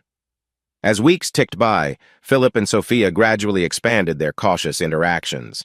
They continued separate therapy sessions, plus monthly couples sessions with Caleb. They met for coffee or a casual meal once every week or two, each time feeling slightly more at ease while maintaining a respectful distance, still no talk of moving back in or resuming intimacy. 4 months of separation had now elapsed. The legal endpoint of 6 months loomed closer. Each day they inched forward, testing trust's fragile rebuilding. One sunny afternoon, Philip decided to show Sophia a piece of his world she'd never fully experienced, the bustling cargo yard. He invited her to meet him at the harbor when the Delta Stallion returned from a short run. She agreed, nerves fluttering. Standing on the pier, Sophia watched the boat glide in, the crew expertly mooring it. Philip strode off the gangplank, wearing a light jacket and a calm expression. "Hey," he greeted. She smiled softly, tucking a strand of hair behind her ear. "Hi. Thanks for letting me see this." He guided her along the edge of the docking area, explaining the new security measures, the container's temperature seals, how Maxwell was inside the harbor office finalizing paperwork. She listened intently, occasionally asking questions. Gone was the bored or resentful aura she once held about boat talk. Now she seemed genuinely curious, supportive. Eventually, Philip led her onto the deck, the crew nodding politely. A few recognized her from months ago, giving her friendly but careful smiles. She followed Philip through the cargo hold, marveling at the specialized compartments. "This is impressive," she said quietly, running a hand along a sleek steel partition. "I never realized how intricate it all is. You've built something amazing." His chest tightened with a mix of pride and wistfulness. He recalled the bitterness he once felt, believing she'd never truly appreciated his dream. "It took a lot of work. Maxwell was instrumental, too." She nodded, meeting his gaze. "I'm proud of you, Philip, even if I wasn't there to show it properly at first." A gentle silence fell. The hum of machinery provided a backdrop. Philip exhaled. "I appreciate that you're seeing it now."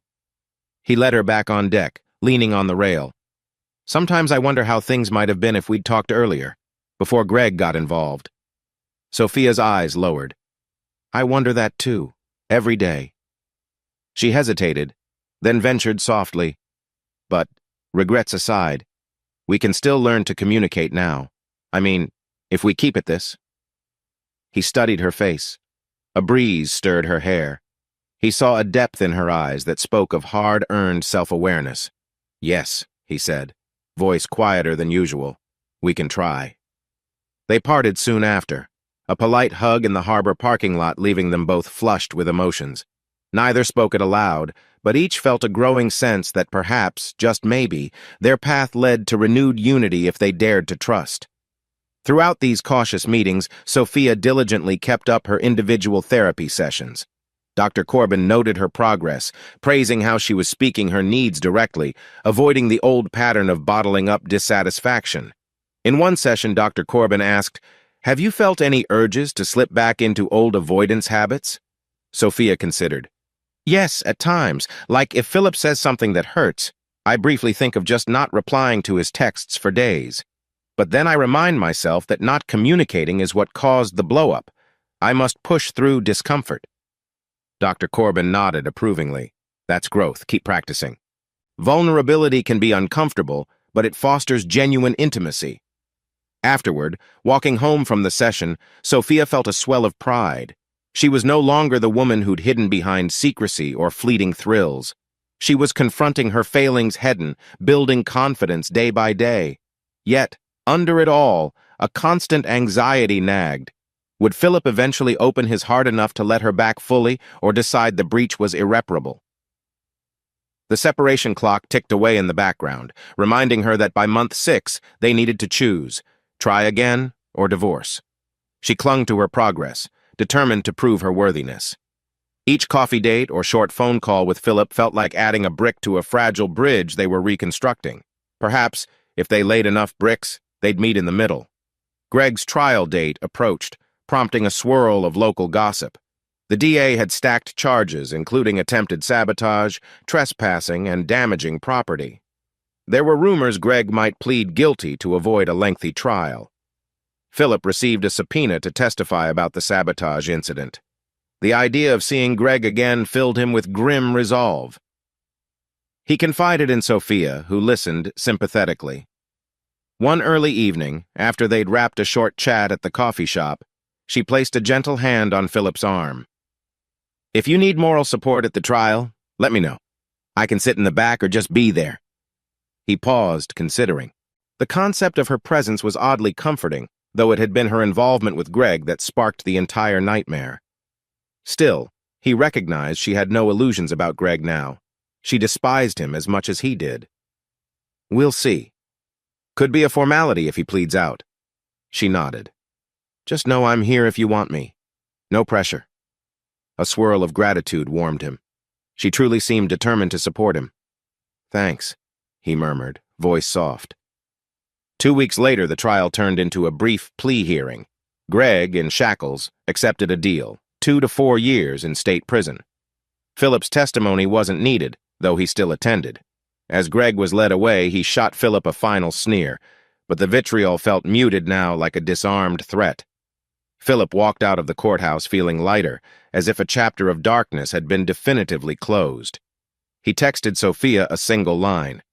"He's going to prison 24 years. It's over." She replied with relief and empathy, ending with, "Now we can all move on." Yes, Philip thought. Now they could focus on whether their marriage had any future without Greg's shadow looming. By the time the 5th month of separation rolled around, Delta Stallion soared with success. Tri-county shipments ran like clockwork, and negotiations with Blue Wave advanced. Philip juggled expansions and additional hires. Maxwell teased him about being a shipping mogul. In parallel, he continued monthly couples therapy sessions with Sophia, who impressed him with her honesty and consistency. She never deflected blame onto him for her affair, never acted resentful about his lingering caution. If he had a question about her day, she answered openly, sometimes offering to show him her phone if he felt uneasy. He rarely accepted but appreciated the gesture. They started meeting for dinner once a week, discovering a new dynamic. Their conversations were deeper, more vulnerable, acknowledging issues they'd long buried. Philip noticed how she no longer hesitated to say, "Hey, can we talk? Something's bothering me." One evening, after dinner at a quiet bistro, they lingered by her car. The night air was warm. She gazed at him, eyes shining with both hope and lingering sorrow. "We're nearing 5 months soon. It'll be time to decide on the separation's outcome," she murmured. He nodded. "I know," he inhaled. "I'm not fully sure yet, but I'm leaning toward giving it a real second chance. Maybe we try living together again after the 6 months, see a counselor regularly. That is, if you still want that." Her heart soared, a tear slipping down her cheek. "Yes, I do, more than anything. But no rush. We can go slowly, even if we do end the separation legally. I don't want to push you." He managed a faint laugh. "You used to avoid big discussions. Now you're encouraging them." Quite the turnaround. She smiled through tears. "I've learned from my mistakes." They embraced gently, a hesitant but genuine hug. Philip felt her trembling in his arms and realized he was trembling too. The old pain still lurked, but so did a flicker of renewed love. "Let's keep talking," he whispered. She nodded against his shoulder, tears dampening his shirt. Sophia returned home that night with a heart full of cautious joy. Her phone buzzed Emily calling. She answered excitedly, relaying Philip's words about a real second chance. Emily squealed. "Yes, I knew your consistent honesty would pay off. So does that mean you'll move back in together soon?" Sophia blushed, pacing her living room. "We're not jumping into that. We'll probably see how it feels. Maybe do a short trip or a few weekends together. But we might legally end the separation so we're not on that divorce clock." Emily hummed approval. "Sounds wise. Don't lose the good habits you've built. Keep therapy going. Don't let complacency slip in." Sophia nodded fervently. "I won't. I can't repeat old mistakes." She gazed at the framed wedding photo on the mantel, the ring still gleaming on her finger. I'm grateful for every step he's taking. I won't take it for granted. They talked a bit longer, Emily cheering her on. After hanging up, Sophia let out a contented sigh. She stepped onto the porch, gazing at the night sky. If the next month continued this trajectory, maybe their marriage could be revived stronger, more honest. A quiet tear of gratitude slipped down her cheek. "Thank you," she whispered to the stars, though she wasn't sure to whom. She'd fought for months to regain Philip's trust. Now, victory felt tantalizingly close. Philip, meanwhile, confided in Maxwell. Over a late coffee in the harbor office, he admitted, "I might be ready to end the separation at the 6-month mark, but not rush everything. We'll do therapy, maybe try living together again in small steps." Maxwell offered a broad smile. "That's huge, man. Honestly, I've seen you lighten up since you started giving her a chance. Not that the pain's gone, but you're less haunted." Philip nodded, sipping coffee. "Yeah, you're right. I guess holding on to anger was draining. Seeing her genuine effort, it's helping me believe we can rebuild." He paused. "But I'll keep my eyes open. If any sign of deception reappears, I'm out." Maxwell patted his shoulder. "That's fair. Nobody expects you to forget it all. But from what I've seen, she's changed for real." Philip exhaled. "That's how it feels. So soon, we'll finalize the separation outcome. Hard to believe we got here." They clinked coffee mugs lightly, a subtle celebration of personal progress amidst the boat's thriving expansions. As the 6-month mark neared, the tension rose. Philip and Sophia scheduled a final separation review with their respective lawyers. The plan was, if they both agreed to end the separation and attempt reconciliation, they'd sign a simple dissolution of separation. If either backed out, the divorce path would open. On a warm afternoon, they sat in a small law office, each with an attorney signing the dissolution of separation. The attorneys asked if they wanted to reinstate their original marital status fully. They said yes, albeit with a plan to remain in separate residences a bit longer while continuing therapy. Philip's lawyer gave him a searching look. "You're certain about not proceeding to divorce?" Philip glanced at Sophia, who looked pale but resolute. He nodded. "Yes, I want to see this through." Sophia's lawyer asked similarly, "And you, Mrs. Carver, do you confirm your intent to dismiss the separation in favor of reconciliation attempts?" She gave a trembling smile. "Absolutely, yes." Papers were signed. The legal separation ended. They walked out into the daylight as a married couple again, no more official boundary. The emotional journey remained, but at least the looming threat of an automatic divorce had lifted. Outside the law office, Sophia trembled with tears. "Thank you," she whispered. "I promise I won't waste this chance." Philip gently touched her shoulder. "Let's keep going forward, carefully." He pulled her into a brief hug, hearts pounding in unison. In that embrace, they both sensed how far they'd come and how far they had yet to go. A few days later, Caleb Wilson welcomed them back for a post-separation couples session. They reported on ending the legal separation, acknowledging they still lived apart but were freer to plan a future. Caleb praised their progress. "So, do you two have a vision for the next month or so?" Sophia took a breath. "We discussed maybe me staying over at his place a few nights a week, or him staying at mine gradually. We'd keep therapy, keep open communication," Philip added, "and no illusions that everything's fixed. We'll check in regularly on each other's comfort level. If old habits creep back, we address them immediately." Caleb beamed. "That sounds like a solid plan. Transitional steps. As you rebuild the emotional bond, keep the transparency and directness at the forefront." They spent the session laying out a schedule of small milestones, a weekend day trip together, cooking dinner at her house, eventually a short vacation. Sophia's heart fluttered at the idea of traveling with Philip again. She'd missed that part of their life. At the end, Caleb gently reminded them, "You've done a lot of heavy lifting to reach this point. Don't slack off. Real intimacy requires constant effort, especially after betrayal.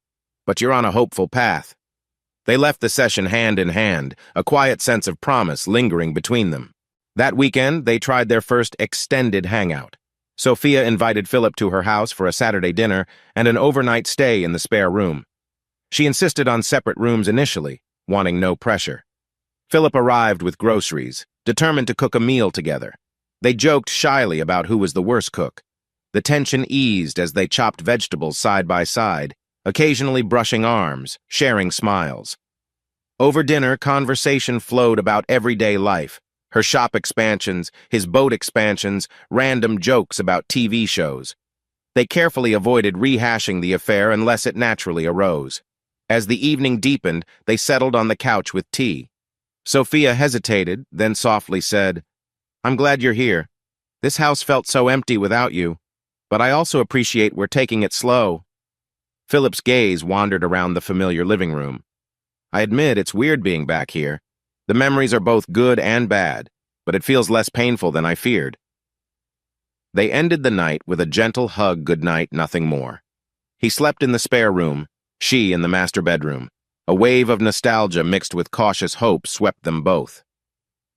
In the morning, they shared coffee in the kitchen, a sense of domestic normalcy fluttering in.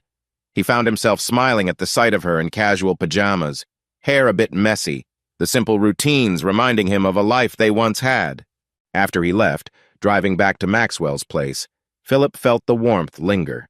The old ghosts still haunted him, but now, for the first time, a real path to a new life with her seemed tangible. By the final pages of Chapter 11, Philip and Sophia stood on the threshold of a new chapter. They had faced the sabotage from Greg, the ravages of betrayal, and the painful separation. Yet they chose to keep forging forward, step by careful step, guided by therapy, honesty, and the love they'd once taken for granted. No official announcements or ring exchanges, yet just the promise they were working toward a true reconciliation. Both recognized how fragile trust could be, but the flame of hope burned brighter than it had in half a year. As the Delta Stallion's success soared, so too did the possibility that Philip and Sophia might rediscover the bond that once made them partners in every sense. The journey wasn't over far from it, but they were no longer drowning in anger and secrets. They were, at last, choosing to believe in each other again. Chapter 12. 2 months later, life had settled into a cautious yet optimistic routine for Philip and Sophia. The boat's expansions continued, with Maxwell locking down the Blue Wave partnership.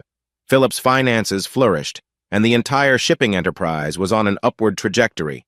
He moved out of Maxwell's townhouse and back into a small rental near the harbor, still not living with Sophia full-time, but no longer burdening his friend. Meanwhile, Sophia had reorganized her craft shop, adding classes that brought in a steady stream of customers. She felt a renewed sense of purpose, her personal growth mirrored in her professional realm.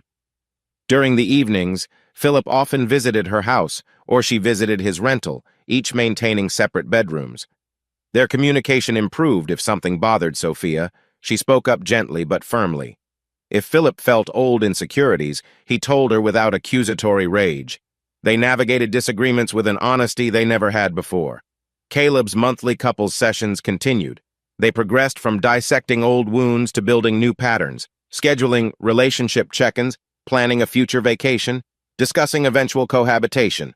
The therapy room had become a space of hope rather than crisis management. On a crisp autumn morning, Maxwell surprised Philip by presenting him with a newly minted contract from Blue Wave Shipping. He placed it on Philip's desk at the harbor office, grinning ear to ear. "Signed, sealed, delivered. We're official partners on select routes." Philip scanned the contract, a surge of triumph hitting him. "Incredible," he murmured. "We're essentially doubling our coverage." Maxwell laughed. "Told you we'd be shipping moguls." He leaned back, folding his arms. "You should celebrate. Maybe take Sophia out to a nicer place than a coffee shop." Philip chuckled softly, flipping through the document. "Yeah, maybe I will." He paused. Letting the magnitude sink in, his once risky investment had blossomed into a small shipping empire. And best of all, he felt at peace with how it no longer overshadowed everything else in his life. That afternoon, he texted Sophia. "Great news. Signed a major contract. Want to celebrate dinner tonight at that riverside restaurant you like?" She responded almost immediately. "Yes. Proud of you. Let's do it." A warm glow filled his chest. He realized he was actually looking forward to a date with his wife, something he once thought impossible after her betrayal. The scars remained, but each day felt more stable, more hopeful. That evening, they met at Riverlight Eatery, an upscale place overlooking the water. The host recognized Philip as the shipping guy and ushered them to a table with a lovely view of the river at dusk. Sophia beamed at him across a candlelit table. "I'm so happy for you. You've worked tirelessly to make this boat dream a reality." He gave a modest shrug. "I couldn't have done it without Maxwell or the folks who stuck by me, and thanks for celebrating with me." Their conversation flowed easily, no forced small talk. They discussed not only the boat expansions, but also Sophia's idea for opening a second craft shop branch in another part of town. They teased each other about who was more ambitious now. Over dessert, a silence fell. Philip reached across, gently taking her hand. She felt his warmth, her heart fluttering. "Sophia, I've been thinking. We're not 100% healed, but we've come a long way. He swallowed nervously. "I'd like to talk about living together again. Maybe next month?" Her eyes welled with joyful tears. "Yes," she whispered. "I'd love that. Slowly, at your pace." He squeezed her hand, voice catching with emotion. "I miss having a home with you. We'll keep therapy, keep open phones, all the boundaries we set. But I'm ready to see if we can truly be husband and wife again." Tears slipped down her cheeks, a grin forming. "Philip, you don't know how much that means to me." He smiled softly, tears brimming in his own eyes. The candlelight reflected the glimmer of hope on both their faces. For the first time in nearly a year, the idea of a shared future felt tangible and not overshadowed by betrayal's shadow. They left the restaurant hand in hand, strolling along the riverwalk. The night air was crisp, the moon bright overhead. Sophia leaned against his shoulder and he allowed it, heart thumping with a mix of nostalgia and new tenderness. Word spread among friends and acquaintances that Philip and Sophia were trying again. Emily, delighted beyond measure, congratulated Sophia with an emotional hug. Maxwell teased Philip about the upcoming big step, joking that he'd better not sabotage the honeymoon with shipping logs. In therapy, Caleb helped them finalize a plan. Moving back under one roof in phases, Philip would bring essentials over slowly. They'd rework the house furniture together, ensuring a fresh start. Everyone stressed the importance of not letting old resentments brew. Sophia took initiative, suggesting they remodel the bedroom, repaint walls, create new shared spaces. Philip agreed, though he insisted they do it collaboratively. "No more silent resentments," he said. "We pick colors together, or we paint together." She laughed, nodding. 3 weeks later, the date arrived for Philip to officially move back. The house had been lightly redecorated, softer color scheme, new couch, rearranged furniture. Some old items were donated, replaced with pieces they both chose. On the morning he pulled up in his truck, loaded with boxes, Sophia stood on the porch, heart racing. She wore a bright smile, half from nerves, half from excitement. "Welcome home," she whispered, tears in her eyes. Philip parked, stepping out. He took a deep breath. "Home," he echoed, voice thick with emotion. The memory of leaving in anger so many months ago flashed in his mind, now replaced by a sense of hope. They carried boxes inside, chatting lightly about mundane details, where to stack certain items, how to organize the closet. Each small decision felt symbolic. A new chapter they were writing together, free from Greg's toxic shadow, free from old communication failures.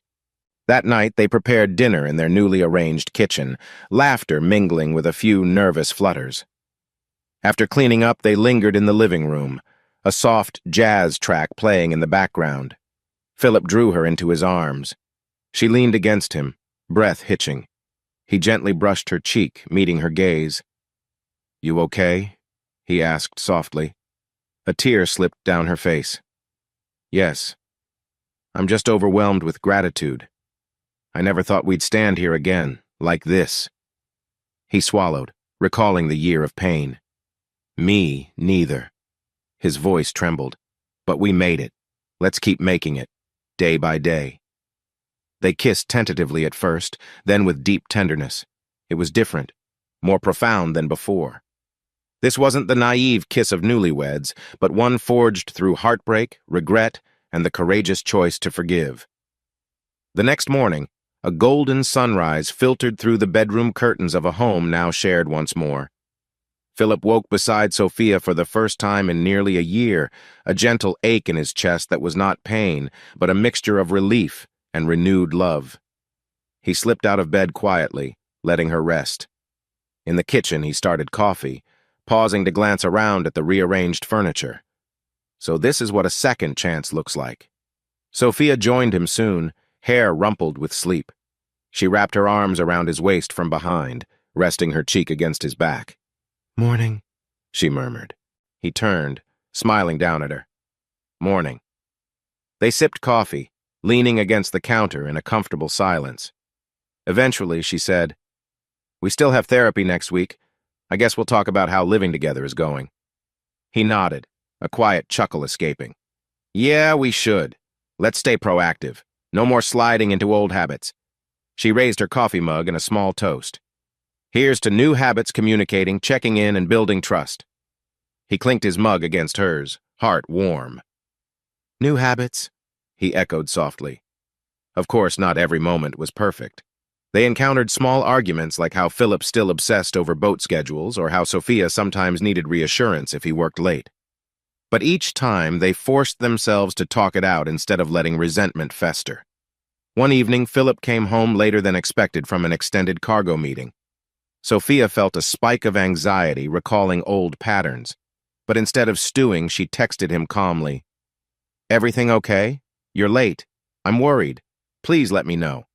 He apologized, explained the meeting ran over, and texted updates. That small step communicating delays alleviated her anxiety. When he arrived, she voiced calmly, "I appreciate you letting me know. I just got nervous thinking you might be repeating old patterns. Thank you for being transparent." He nodded, grateful she'd confronted him gently. No anger, no hidden frustration.